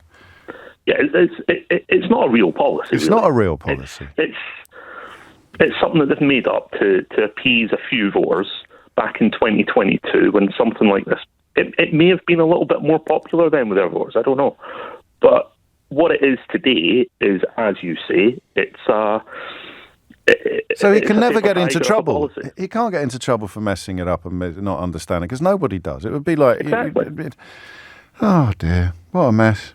Anyway, try that, Kevin. It's fun. I don't know if you've got any kids, but it's a great way of keeping people out of trouble for a while. 11:46 is the time. You're listening to James O'Brien on LBC, where we've just concluded that the Rwanda policy is, metaphorically speaking, constructed from spaghetti and marshmallows, but not in an effective helix type way, just in a stick it all together and hope that the plane gets into the air before the whole thing falls apart, as it surely must. James O'Brien on LBC. It's 10 to 12. You're listening to James O'Brien on LBC, where I'm quite pleased with that. You can always tell, can't you? You can tell when I'm feeling quite pleased with myself because my lips move. But that marshmallow and spaghetti thing, which I did have enormous fun with on Tuesday night, even though we were rubbish, it does fit the idea that that's what this policy is built of, and people like Chris Philp know it. Listen, of course it's a mess. Of course it is. The other thing I noticed in today's news, Macron's criticised the Rwanda scheme, criticised the UK government. Do you want to know a quite well-established fascist tactic?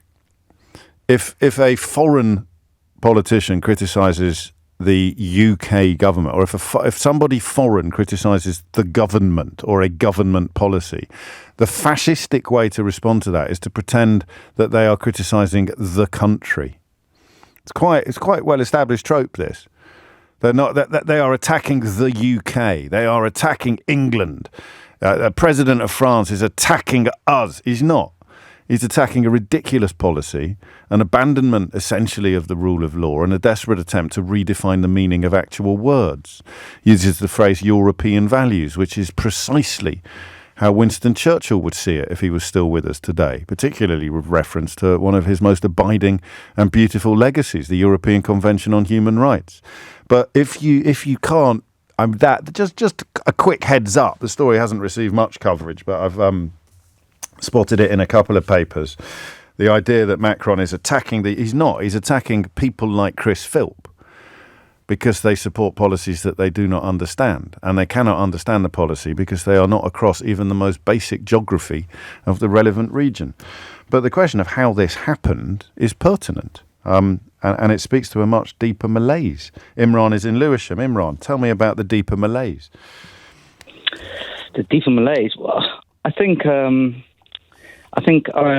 wanted to talk about I was watching Question Time yesterday, and I saw what happened with that Chris Phelps, and Philp. I think it just Philps singular. It's Philp singular. I don't know why I'm getting pedantic about that, but I don't want him getting off the hook because people are getting his name wrong. It's Philp. Chris Philp. Carry on. Philp, and I think it was just this policy has just like a sniff of like kind of racism to it. Go on. And I think the whole question time, it was in Edmonton. They were talking about deprivation and, how things were looking. And I think this guy, who seemed quite educated, was trying to be really polite and do a really, reasonable question. And this guy just seemed to just brush over things. It seems very like Boris Johnson light. He just I don't know if he came in that election and, just seemed very like that and just making these gaffes.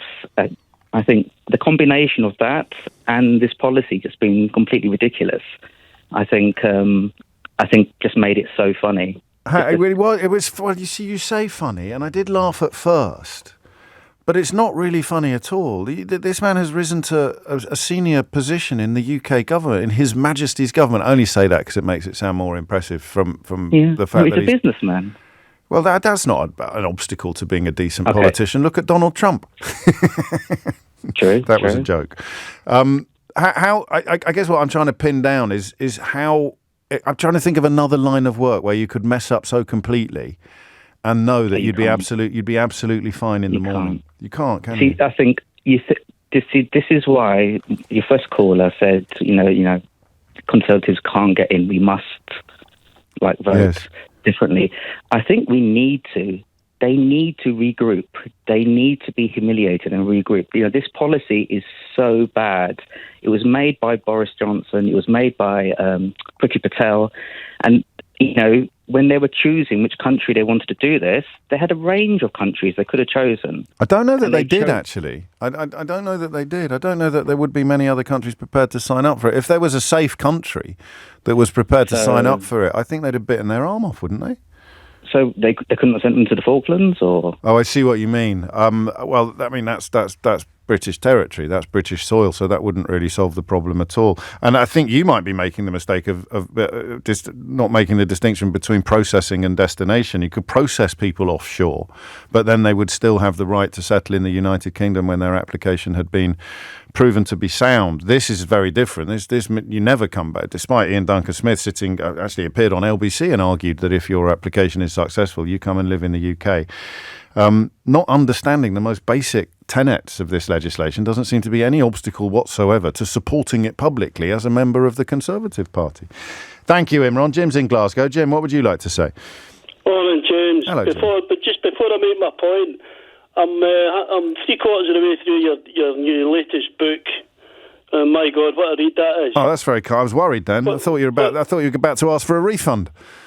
What they should do is put it in every school in the country and maybe put a couple of 100 copies into the House of Commons. I'd be all for that, actually. I'd even go without my royalty in order to get it in front of the children and indeed the politicians of the country. Paperback out this week for anybody who hasn't read it yet. How They Broke Britain.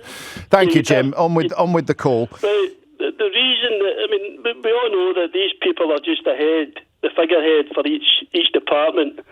Dominic, Chris Philp was found out to be what he was last night, and he's just an ignorant person. Yes. Now, it's all your civil servants do all the work, but the problem now is when Boris get rid of what I would call the decent MPs like Dominic Grieve, Anna Soubry, even Kenneth Clark. This is what we've got left, and I'll just give you 4 names of why we're in the mess we're in the now. Go on. Jonathan Gullis, 30p Lee, Suella Braverman, Priti Patel. I'll give you another one. Liz Truss. Yeah. Now, if Liz Truss can become Prime Minister, then we can't really sit here wringing our hands about the fact that Chris Philp can become a minister, can we? Really? Exactly. Now, there's standards. There's supposed to be standards kept in their job. It's a very low bar. They couldn't even put that into the Olympics now. It'd be that low. It's a talent thimble. A talent thimble. We start off with a talent pool. We move on to a talent puddle. We're left possibly contemplating a talent thimble. Thank you, Jim, and thank you for the kind words about the book as well, which I make no apology for promoting this week. It's the week that the paperback comes out. There's some mad promotional activity next week, which I'll tell you a little bit more about at the time. But it's not like my other books. This is a history book. This actually explains how people like Chris Philp can end up on Question Time advertising his complete ignorance of a policy that he is there to support. Rashid is in Caterham. Rashid, what's happened? Hi, James. Hi, James. Good morning. Yeah, I think, there's many angles to this incompetence and what have you. But I think one of the angles, and I think somebody kind of alluded to it, is that there's a bit of racism here.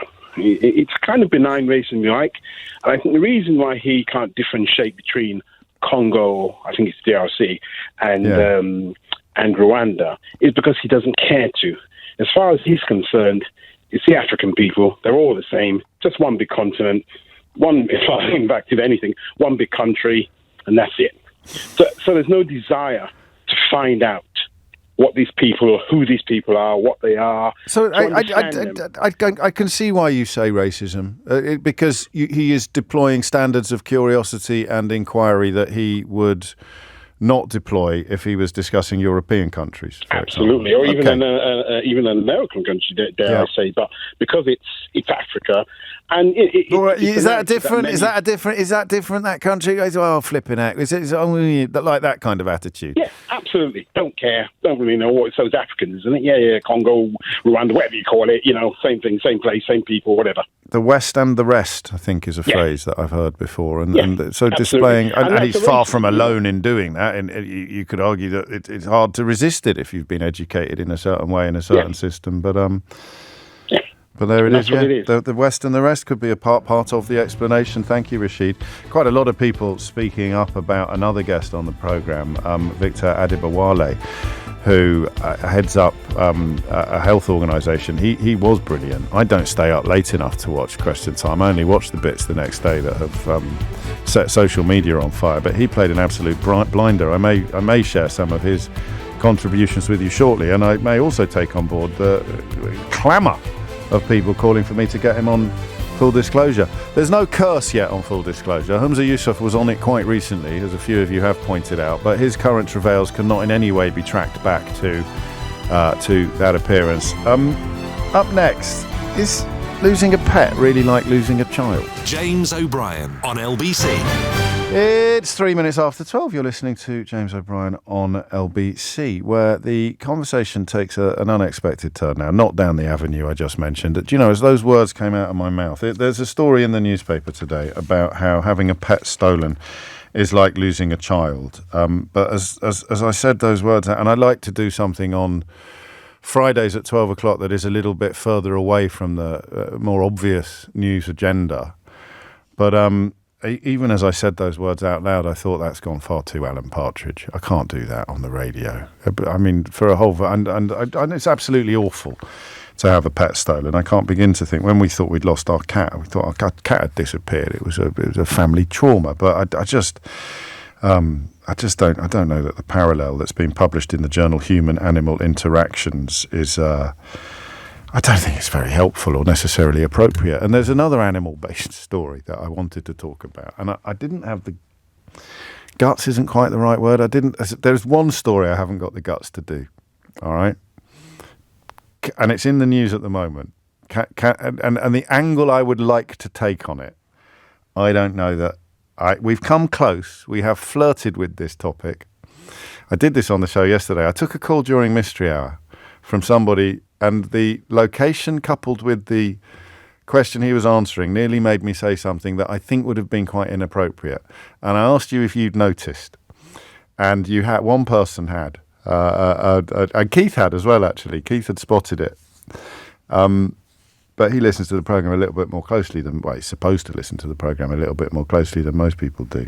I wonder if you know what the story is that you've heard mention of. I mentioned it very, very briefly at the top of the show today, just in the talk-up that I do while Nick's still in the studio, that I can't really ever, I don't think, approach from the angle that I would like to. And this is an entirely self-indulgent project, by the way. I just want to know. I just want to see whether anyone will now WhatsApp me and say, I know what the story is that you want to talk about in a way that you don't feel you'd get away with in the current climate. And I'll just see whether or not you do know or you have clocked what that story might be. I'll tell you what I might do. I might allude to the story in the course of the next hour, but without in any way making it clear that that's the story that I'm talking about. Yeah? And then see whether or not you go, oh, I bet that's it. And he wants to actually ask that question, but he knows he can't ask that question because The world is not now ready and possibly never will be. 6 minutes after 12 is the time. Imagine if you just tuned in now. You have absolutely no idea what's going on. Absolutely no clue. So what has he done? He's asking people to he said something but didn't say it, and he's asking them if they know what it was that he said. I'll give you a little clue. £2.25 million. All right. It's 6 minutes after 12. You're listening to James O'Brien on LBC, where I am turning my attention next to a story that I really, really, really want to handle sensitively. It's prompted by certainly the picture of the week, if not the story of the week. And it involves the 5 horses that went on the run earlier this week. They've of course all been recovered. 3 of them are fine. 2 of them are in a relatively serious condition. Henry Riley this morning on LBC had a very strong exclusive about claims from a whistleblower that the horses are indeed kept in a barracks. Horses at the household cavalry are kept in a barracks that are inappropriate for their needs. That's according to a whistleblower whose credentials Henry Riley has established beyond doubt.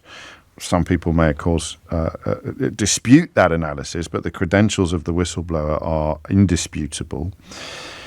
But I have recently started seeing these horses a lot more often than ever before. I've lived in London for a long time. For 30-odd years. But I've never really been making my way through Hyde Park by bicycle every morning until the last month. And it's a bit of a coincidence, really, that the horses themselves should become so newsworthy in precisely the month in which I've been encountering them every single day. I saw a lovely moment the other day when a fella must have come out of the barracks. I think his job is to walk the regimental mascot in the morning, because he was in full uniform and he was taking a dog for a walk. And I presume you can't take your own dogs in, can you? If you're in the army, you can't just sort of have a pet. So I presume it was some sort of regimental mascot, or possibly the commanding officer is allowed to have a dog. And it was this fella's job to take So he's in full uniform, walking a dog over and I'd stopped on my Lime bike because the light was red. And he's walking over the pedestrian crossing. And he does a full salute at the horses that are coming up the path behind me. And it's sort of a sideways salute because he's walking the dog. So he's got the dog in one hand, he's got the lead in one hand, and he's saluting with the other hand. And he's turning to the right, which is where the horses were. And because I was on my Lime bike and I didn't want to wobble or fall off, I didn't look round to see whether all of the soldiers...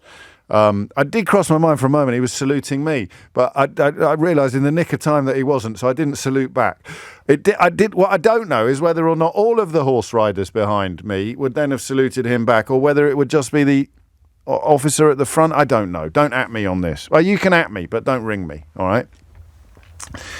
And earlier this week, I told you I saw some what I presume are Shire horses, the ones with all the the really big horses, big old horses, with all the hair around their hooves.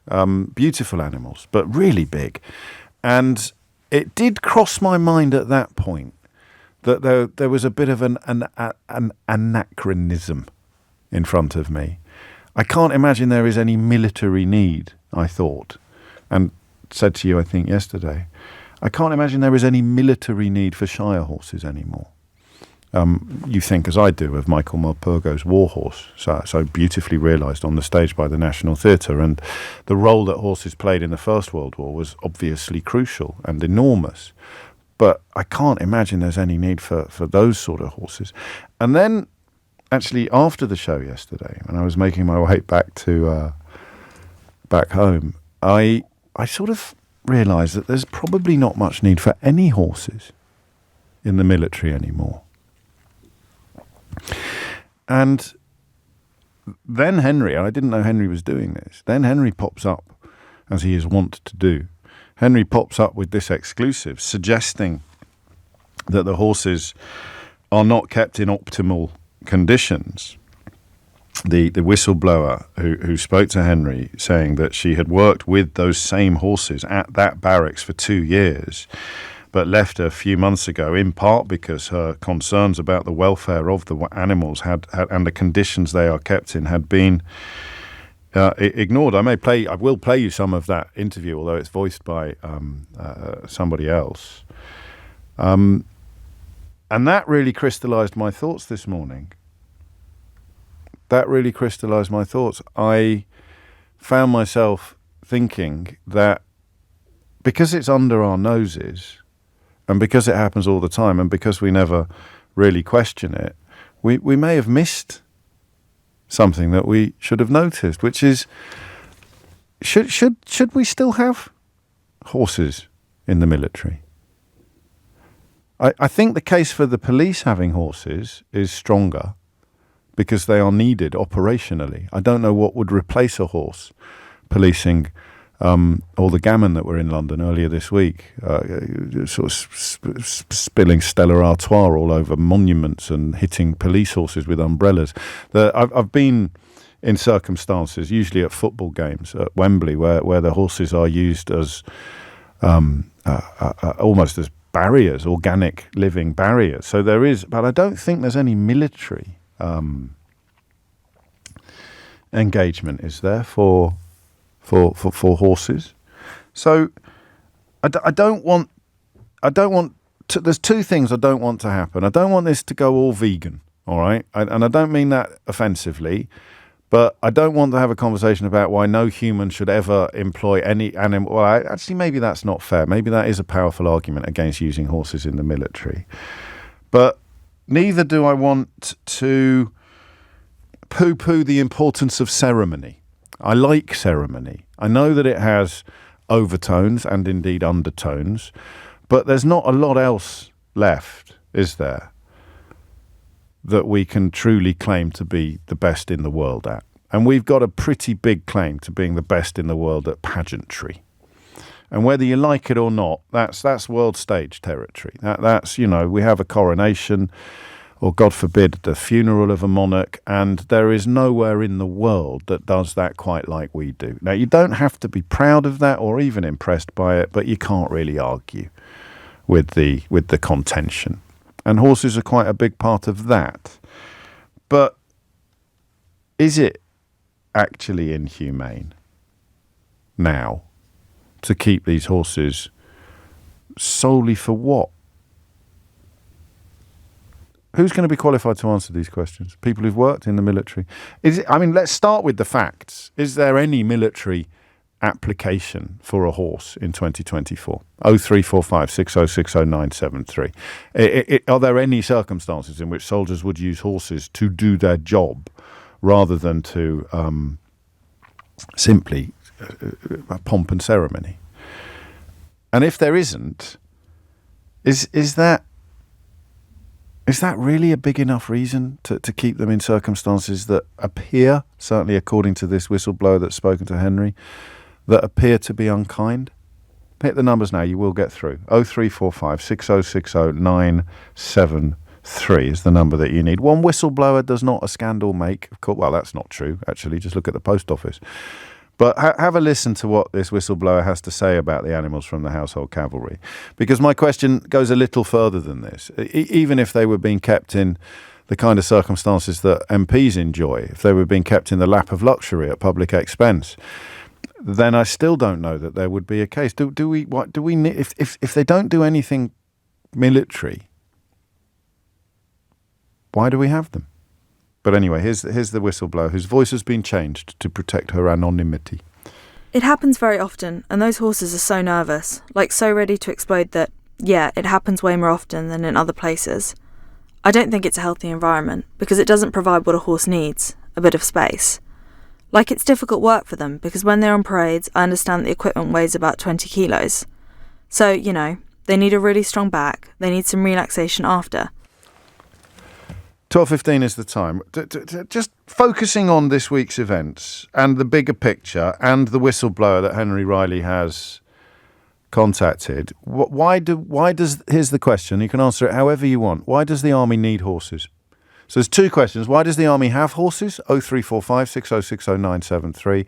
And why does the army need horses? 0345 6060 973 is the number you need. James O'Brien on LBC. 18 minutes after 12 is the time. So why does the army have horses? And should the army have horses? I'm asking the question. I'm not comfortable with the question because at the beginning of the rides through Hyde Park in the morning, I was transported by the sight of these horses. I thought it was powerful and beautiful. I love horses. But scenes earlier this week when the five went on the rampage and subsequent reports, not least Henry Riley's exclusive this morning, suggest that maybe we're not... Maybe we're doing the horses a disservice. So does the army need horses? And if not, why does it still have them? Should it still have them? You can come at this from whatever angle you want. I've got some amazing texts already, which I'll get to, but let's take a call first. Ryan is in Liverpool. Ryan, what would you like to say? Hi there. I'm previous 10 years Army in the ceremonial regiment in London. Okay. It wasn't the Household Cavalry itself, it was the King's Troop, which is arguably like the same stuff. We do the same duties. Yeah. And I've only just heard this whistleblower thing this morning, and I feel like she's done a bit of a disservice to the regiment. Okay.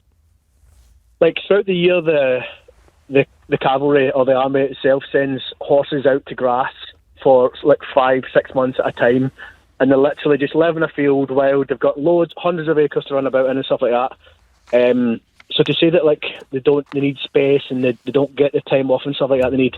Well, she didn't. You can both be right. For the other for the other 5 or 6 months of the year, they don't get the space and the things that they need. So I don't know that you're necessarily undermining her testimony. No, what she said isn't wrong, but I just feel like she's doing a bit of a disservice. She's missed a bit out. She's missed. So for half of the year, they don't get enough sunlight. They're often stuck inside, and they might only exercise for an hour a day. But for the rest of the year, they're in like Flynn. They're living the dream. Yeah, they're completely wild, pretty much. Okay. What? Can I ask you a silly question? You promise not to get cross with me. I'll try. No, that's not good enough. You have to promise. You're a former soldier. I'm not risking that. So you say you're a ceremonial regiment. Yes. So what happens when you're not exclusively ceremonial. If there's a war, you'll be in the thick of it. Yeah, so there's 2 ceremonial regiments in the army. One is the King's Troop Royal Horse Artillery. Yes. And one is the Household Cavalry and Mounted Regiment. Right. So the Household Cavalry has 2 parts to it. So they have a tanks side and they have like a ceremonial side. But the King's Troop Royal Horse Artillery is purely ceremonial. Okay. But soldiers still go on tour and still do like operational duties. It's just primarily the focus of that regiment that does ceremonial duties. Okay, and well, that's perfectly normal. But there's no military application for a horse in the 21st century. No, the only thing, basically it's just pageantry now. Well, there's the question. I mean, is that a big enough reason for the privations that the horses endure? Admittedly, not for the entire year, but for several months a year. You presumably think that it is. Well, I'm of both opinions. Like, there's no right or wrong opinion here. There's arguments to and for. Obviously, the pageantry, and as you say, like, at what point, if we say, okay, we no longer do the horses, and then when do we stop? Do we start getting rid of the guards regiments and stuff like that? Also, however, like these, as bad as it sounds, like imagine these horses are only bred for military application. Yeah. So the argument is like the horses wouldn't exist if they didn't have this military application for them, generally, because the majority of the horses are bred like the certain type of like heavy hunter or like the breed of the horse won't be applicable for many other things. Yeah, you're far too. I mean, you're too diplomatic to be a radio phone-in host. You're essentially saying it's 6 of one and half a dozen of the other. But yeah, well, there is argument for both. You're right. The question is, you do, and I really respect you for working so hard to see the other side as well. It just comes down to a question of how important pageant. Okay, here's a question for you, Ryan. How rubbish would pageantry be if we didn't have the horses? It'd be diminished quite greatly. Did you just do an impression of your favourite horse then? That was a Freudian slip there. I'm just thinking about the really big state events. You'd need them to pull the carriages, I suppose, but you wouldn't have the troops on them. The carriages, they pull the guns, they fire gun salutes, and then you have the Household Cavalry, which are the lifeguards every day. You see at Whitehall, they do state opening of Parliament, all that kind of stuff. It's not a kind of just big occasion things. There's little things constantly going on that might not make like mainstream media stuff. But like the incident in London the other day, like these horses have been exercised through London every single day apart from Sunday. Yes. For over 100 years now, and this is like one of the handful of times in that amount of time it's happened where something's gone wrong. Yes, it's true. When it goes wrong, it's been a massive spectacle, and obviously the welfare of the horses and the jockeys are paramount. Is it a good use, asks John Hutchinson, is it a good use of increasingly scarce MOD funding? Well, the problem you've got is it's balancing the books, because a lot of the pageantry and a lot of the ceremonial stuff that happens in London, people come for the military aspect of it. So they do. I know they do. Yeah, I think you're right. I think this may even be too nuanced, because you can't. What would the pageantry be like without the horses? But is that a big enough reason? If the horses are suffering or not living their best lives, is that a big enough reason for them? One thing I would pick Ryan up on, because you've just reminded me in a WhatsApp message, is that the argument about them being bred for the purpose is the same argument that's used to defend bullfighting and various other blood sports, I suppose you'd have to describe them as. No one's suggesting that this is a blood sport, but saying that, well, if we didn't... I mean, you get it for vegetarianism as well, don't you? Well, these species wouldn't exist if we didn't eat them. I always find that a sort of morally quite circular argument. 25 minutes after 12 is the time. So why... I guess it's quite a hard question to... No one wants to actually say, no, we should get rid of the horses. You wouldn't be getting rid of the horses. They can go and retire somewhere nice in a field. But you would not have horses in the pageantry, and then the pageantry would be a little bit rubbish. But that's what pageantry is, isn't it? It's a nostalgic, it's harking back. And therefore, it isn't rational. And yet, most of us quite like it. Matthew's in Launceston. Matthew, what made you pick up the phone? Oh, hi there. Hello. Yeah, nice to speak to you. We'll see. Yeah, well, I'm a gardener. I live in Cornwall, and quite a large property that I worked at. Oh, yeah. They went down and bought a horse from the lifeguards, I believe it was. Really? From London. Yeah, and brought it home to their fields. I've never seen anything like it. It saw a field for the very first time. The face was just extraordinary, and it bolts into the field. Never seen anything like it. Are you sure? Because the last fella told us that they spent half a year in a field. Well, this one never did. I know that because they picked it up. I think it reached the end of its days working. But, trying to prevent it getting into the field that I was told to do, it jumped the barrier and it went straight past me, probably 2 foot away.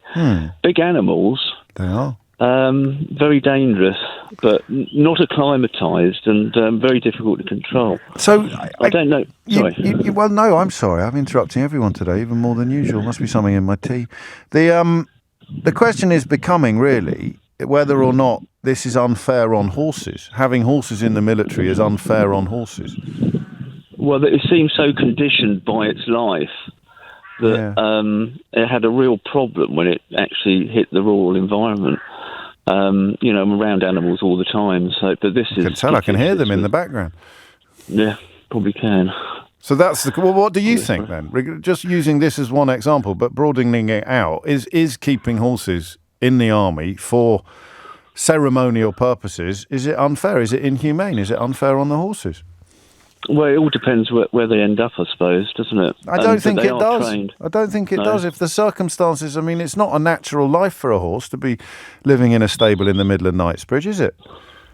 No, it isn't, and it's very obvious that it's not. But then, like you say, it's what they do. It's got to have a place, all these animals, don't they? Yes and no. I mean, this is why the conversation is, you can tell it makes me a tiny bit uncomfortable, because I like it on one level, and I don't want to be one of those kind of moaning minis complaining about the traditions, but if it's not nice for the horses, it's odd that it hasn't come in for more criticism before. Andrew is just up the road from you, Matthew. He's in Penzance. You're in Launceston. My wife, writes Andrew, is a world authority on horses and was a world-ranked dressage rider. She and I both agree that the default should be that horses are not used unnecessarily for work and certainly not for entertainment. we keep using the words pageantry and ceremony when what we really mean is entertainment, isn't it? They're just there for entertainment. One day we will look back with shame on how we treat horses. Christina says the horses I saw were never nervous, and they are not there all year round, but are often taken out to pasture during the year. She used to live in Knightsbridge, next to the barracks that are under discussion. And Tom goes there. He says it's all very well to say we're the best at pageantry, but one, who cares? It doesn't butter any parsnips. And two, are you sure we're the best at pageantry? I'm sure that the French flag wavers love a well-dressed horse just as much as the UK flag wavers do.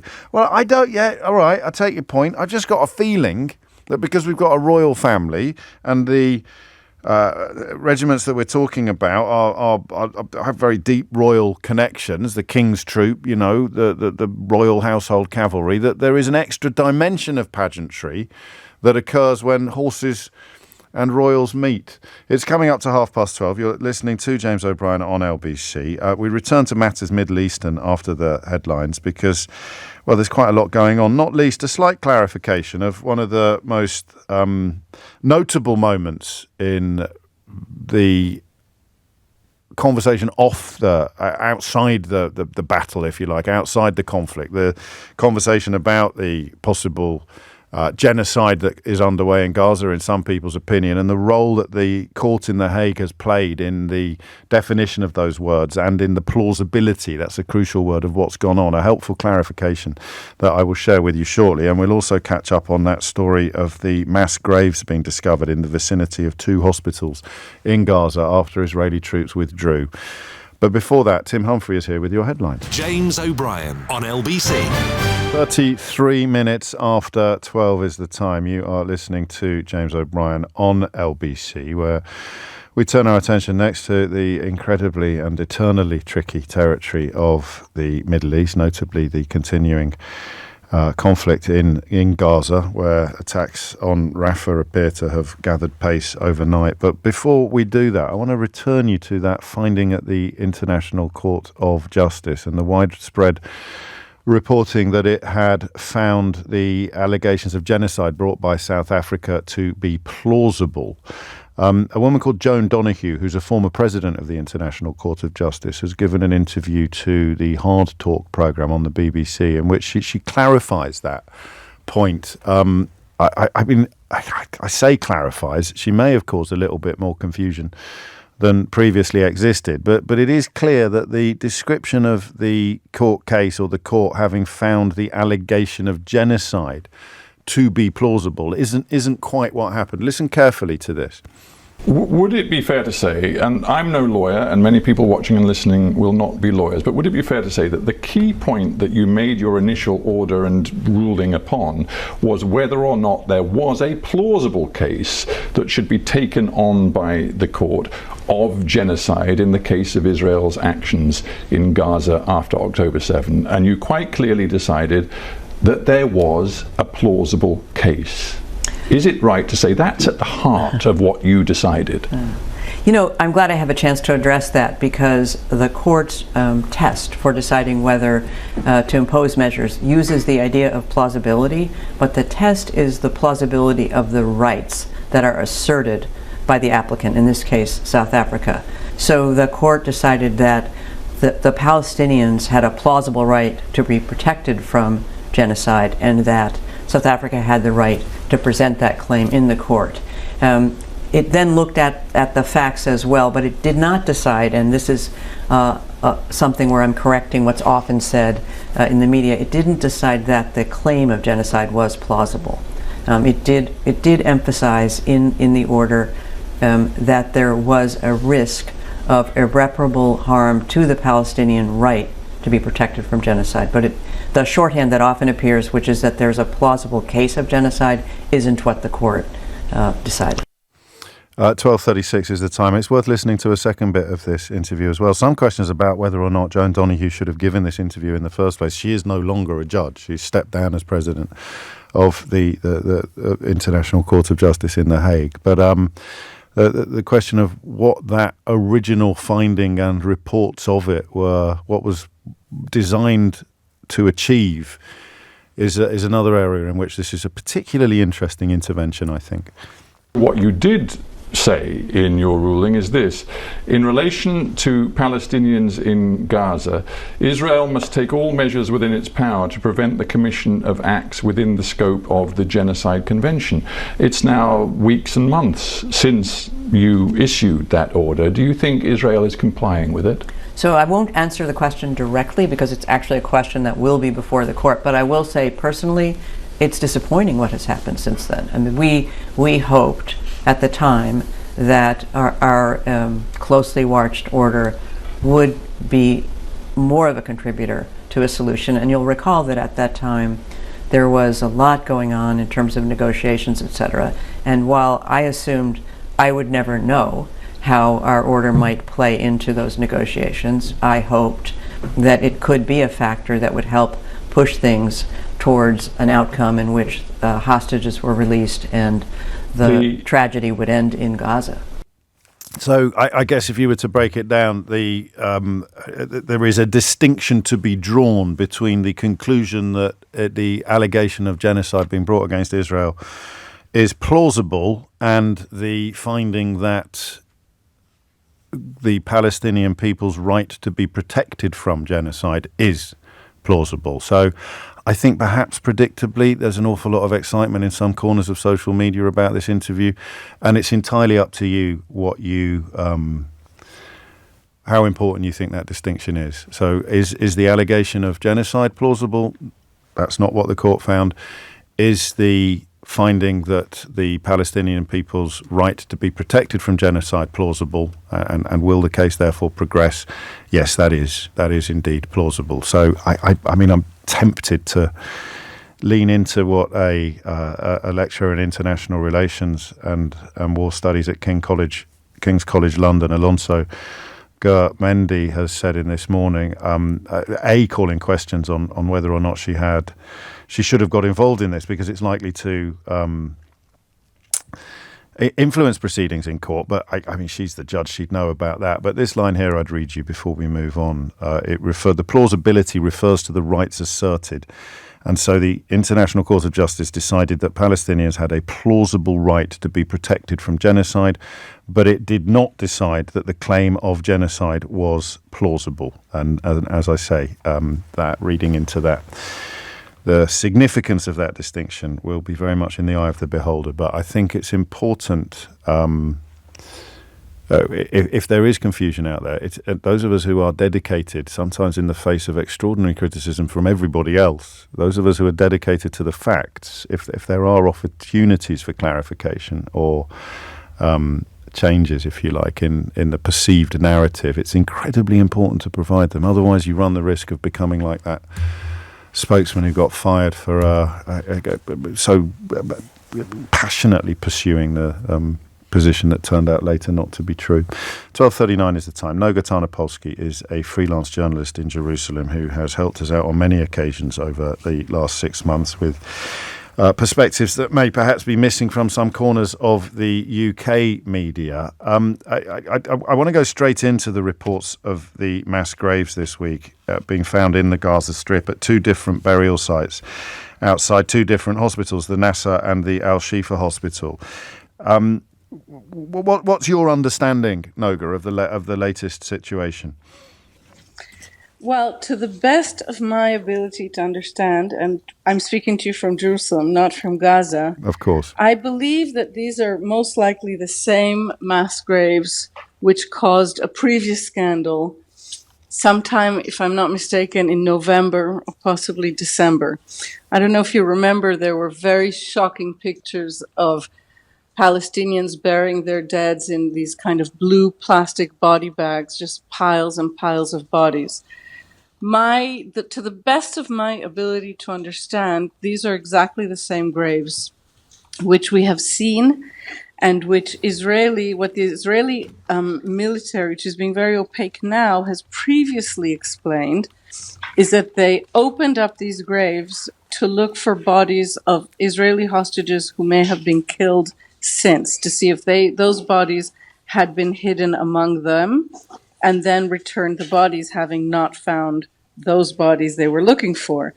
That's my best guess, but it's important, it really, almost in the context of this other subject that you were just discussing, similarly, it's important to lay out the facts as we know them. And it's also important in this case to say that the reason even the United States, Israel's top ally, has asked Israel to be careful and to be transparent is because Israel is not permitting any independent journalists or independent observers in. And, when the UN says records, in other words, have to be preserved of these mass graves, it's almost self-evident. One would hope that bodies and records of death will be preserved anywhere, including here. And so the UN isn't saying much. It's almost a banality. To hear the United States say that they want transparency from Israel, I take more seriously. Nonetheless, the main issue here is that Israel, the spokesperson for the Israeli army appears to be overwhelmed and does not have the ability to respond to all what I consider legitimate questions. And so a matter like this, involving people who are already dead, falls by the wayside in a week in which other news, for example, a video of a hostage who's still alive, takes precedence. The 283 bodies exhumed at Nasser, as you remind us, some with their hands tied. If I've understood you correctly, Noga, we're talking about the first opportunities that Palestinian officials have had to exhume these bodies since the withdrawal of the IDF. Yes, although I think we're talking about Hamas officials, and I'd like to underscore that, because Hamas has very, very clear political interests and powerful interests here. The Palestinian Authority, which is the internationally recognized authority and which ruled Gaza before Hamas, took over in a coup d'etat, they don't have access like no one else is having access. The only other group that could have access is Israel, and they're not speaking. So what we're hearing is the Hamas narrative, and they are being quite successful without ever explicitly saying Israel murdered these people. They're leaving that impression in the air. And Israel is allowing, for its own reasons, allowing that impression to go forth without clearly responding. So once again, we have to register the suboptimal status of not having either independent organisations or journalists on the ground. Let's go back then to the other story that you mentioned, because you're right, it does deserve more attention, and you're referring, I think, to the footage of Hersh Goldberg-Polin being released earlier this week. It's known somewhat. The footage was released. He has not been released. No, exactly. It's described somewhat. I don't know. It's a grim phrase, isn't it? A proof of life video. What's Hamas's reasoning, do you think, behind releasing that this week? Well, I would call it a hostage video in a literal sense. It was released. It's interesting because the White House saw it on Monday night, which is 2 days before it was released on Hamas social media channels. And Monday night was the night that most Jews were sitting down to celebrate the Passover holiday, which is a holiday of freedom. So I think there was a lot of symbolic muscle put into this video. Obviously, he was speaking under coercion. And the film was highly edited. I don't know if everyone who's hearing us has seen it. I know that there has been deep fear. His family lives not far from me, so I know from very close friends that while the video did show proof of life, that he was alive Sunday or Monday, because he referred to being alive after almost 200 days of captivity, and he made another few references. On the other hand, while everyone was happy to see him alive, those close to his parents also are terrified, because there have previously been reported cases of some of the hostages used in hostage videos, men who were subsequently executed by their captors. So there's been deep, deep, deep fear accompanying this kind of relief of seeing him alive. And I think you could hear that in the video released by his parents immediately afterwards. And talk me through briefly, if you would, the protests in Hersh Goldberg Poland's hometown, where police used, I only came across this phrase on your Twitter feed for the first time, the police used something called skunk water. What happened there? Well, let me first say just the protests are ongoing even now. The protests have not stopped. He's a Jerusalem kid, and Wednesday night, when that video became public, everyone from close friends of his to other residents of town really had an eruption of anger, but it was non-violent. The protest, a completely non-violent but angry protest outside the Prime Minister's house, to which the police responded with really repressive measures that I think are fair to say were excessive. And they included this disgusting substance. It feels as if you're being sprayed with sewer water. Right. It's not actually that, but that's the feeling. And I also from your Twitter feed, Noga, which I'd urge everybody interested in these events to follow, is you have some footage of Shuval Ben-Gvir, the son of the man you describe as a convicted terrorist and Israeli Minister of National Security, Itamar Ben-Gvir, saying Israel police should have come with batons and broken the heads of those who protested his father yesterday in Jerusalem. Mm-hmm. So the protest is a Ben-Gvir's failure to secure the release of the hostages, is it? The protest is against the Netanyahu government's failure to release the hostages and an growing and terrible feeling among Israelis that the government has basically sacrificed these hostages on the altar of this government remaining in power. Itamar Ben-Gvir, who is the national security minister for Netanyahu and is a 13-time convicted hate crime and terror, ex-con. Everything I said is accurate. So I know that. I just don't know that all of my listeners will.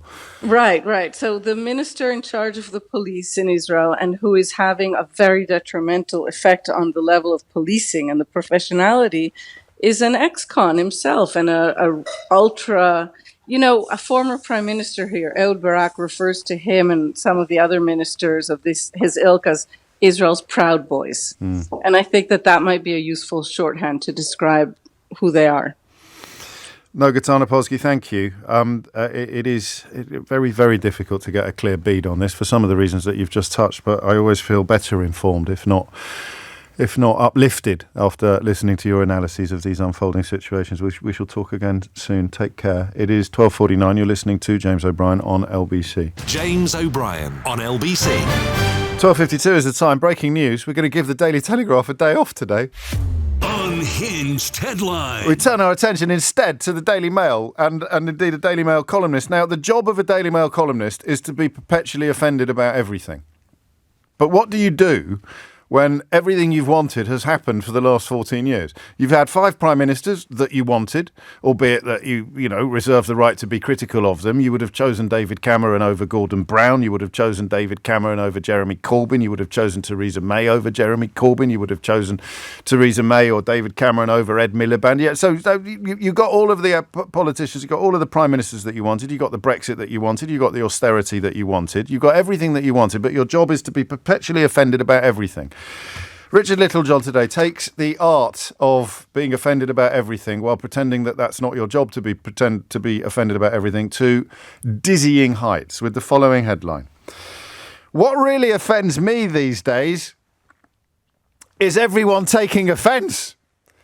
I quite like that. I mean, it's almost, how dare all these other people be taking offence at things when my job is literally to take offence at things at least twice a week in a newspaper. Quite often, I don't know what his living arrangements are now, but I suspect they might be more interesting than Angela Rayner's, but quite often from the other side of the Atlantic Ocean would he comment upon the state of British politics or the state of this nation. But now he's run out of things to be offended by, so he's offended by people being offended.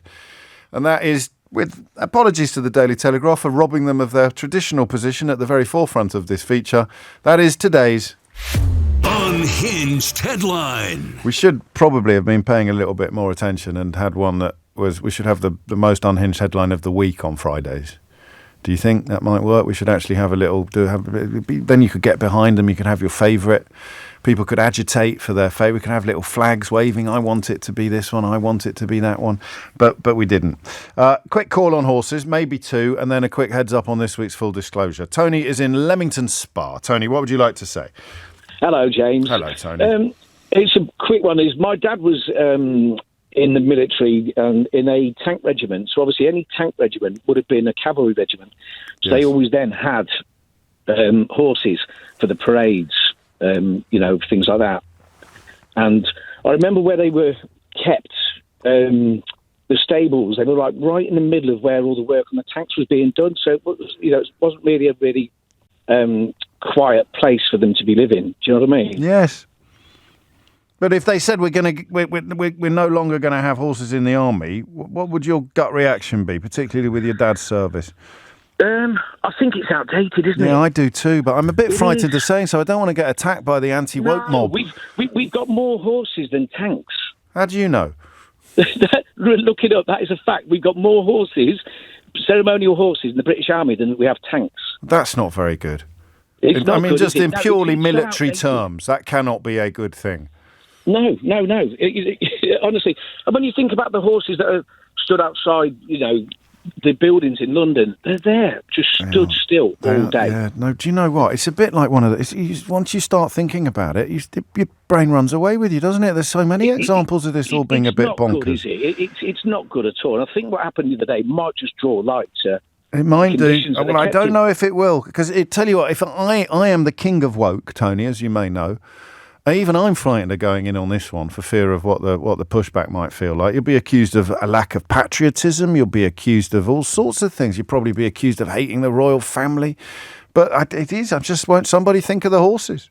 Thank you, Tony. Speaking of patriotism, Caroline Lucas, the Green Party MP, soon to be ex-MP, has written an extraordinary book about a variety of things. But I want you to listen to this clip because it crystallises notions of Englishness that perhaps get squeezed out of the conversation by our revulsion at the kind of people that were attacking police horses in London earlier this week on St. George's Day. And that I mean, we talked about how the flag has been co-opted and hijacked, but she's put forward an incredible thesis in her new book about things being rather more serious and even more subtle than that.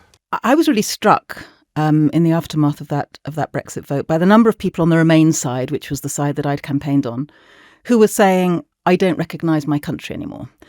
And my response to that was, hang on a minute, if we don't, then we bloody well should. That's on us. What have we not been listening to? And also, when people said, I don't recognise my country anymore, by and large, they meant England. They didn't mean the UK as a whole. And so as a result of that, I embarked on a project which we called Dear Leavers, which was going out to lots of the Leave voting areas and genuinely listening to what are people's concerns. And two things came out of that, really. One was the real pride people have in the places that they're from. We spent quite a bit of time in Dudley, which is dear to my heart because my mum's from there. And there's a real, legitimate, understandable pride in its industrial heritage, but at the same time, an overwhelming sense of powerlessness because London feels like it's on another planet. People don't feel listened to. They don't feel they have agency. And so this got me thinking about the political structures that we have in the country, but also specifically about how in England, we don't have those political institutions to give a voice to people in England. And it felt like, ironically, when you consider that the Brexit results in England, every region except London did vote to leave. So what was it about that? Why was England voting to leave? And ironically, I think in a way, it was sending a message to an establishment that they understandably felt was out of touch. But the way to do it, in a sense, the question they'd been asked by the establishment wasn't about England or not England. It was about Europe. And so given the opportunity to give the establishment a bloody great kicking, then why wouldn't they take it? And these are impulses and convictions that are much more nuanced and much more sympathetic than simply there are too many foreigners here, and that was one of the distracting, because that's a very real constituency of people and a frequently heard complaint, but you're looking far beyond that. I am looking far beyond that, because I think that is a misrepresentation if that was the only thing we took from that vote. So I think there were all kinds of things going on there in terms of the amount of power that's been drained out of local areas, the way in which so many areas have simply not been given the support that they need. And maybe the government's kind of finally woken up to that with the famous Levelling Up project, but that's just so utterly inadequate. It's still pitching places in competition with one another to try and fight for ever diminishing pots of money. This is a terrible admission to make. I had no idea how interesting and potentially important Caroline Lucas was until after she announced that she was leaving Parliament. And I should have done. Her new book, Another England, How to Reclaim Our National Story, is a work of art and considerable intellectual prowess as well. I really do urge you to A, listen to the podcast on full disclosure, and B, read the book. The right have hijacked Englishness. Can it be reclaimed? She asks. And that's something that we should all be concerned about. I should apologise. I described myself a moment ago as the king of woke, which is a terribly gender-specific way of describing my role. I'm obviously the monarch of woke. The monarch of the woke. I use the monarch of the woke, a bit like the monarch of the Glen, but the woke. I am the monarch of the woke. If you missed any of today's show, you can listen back on Catch Up on Global Player, the official LBC app, where you can also pause and rewind live radio. Download it now for free from your app store or head to globalplayer.com. Coming up at 4 on LBC, it's Tom Swarbrick. But now it's time for Sheila Fogarty. Thank you very much, James. Yes, James, sorry. You're all right there. I got confused because I was looking at the word William when I said James. Prince William, that is. James O'Brien on LBC.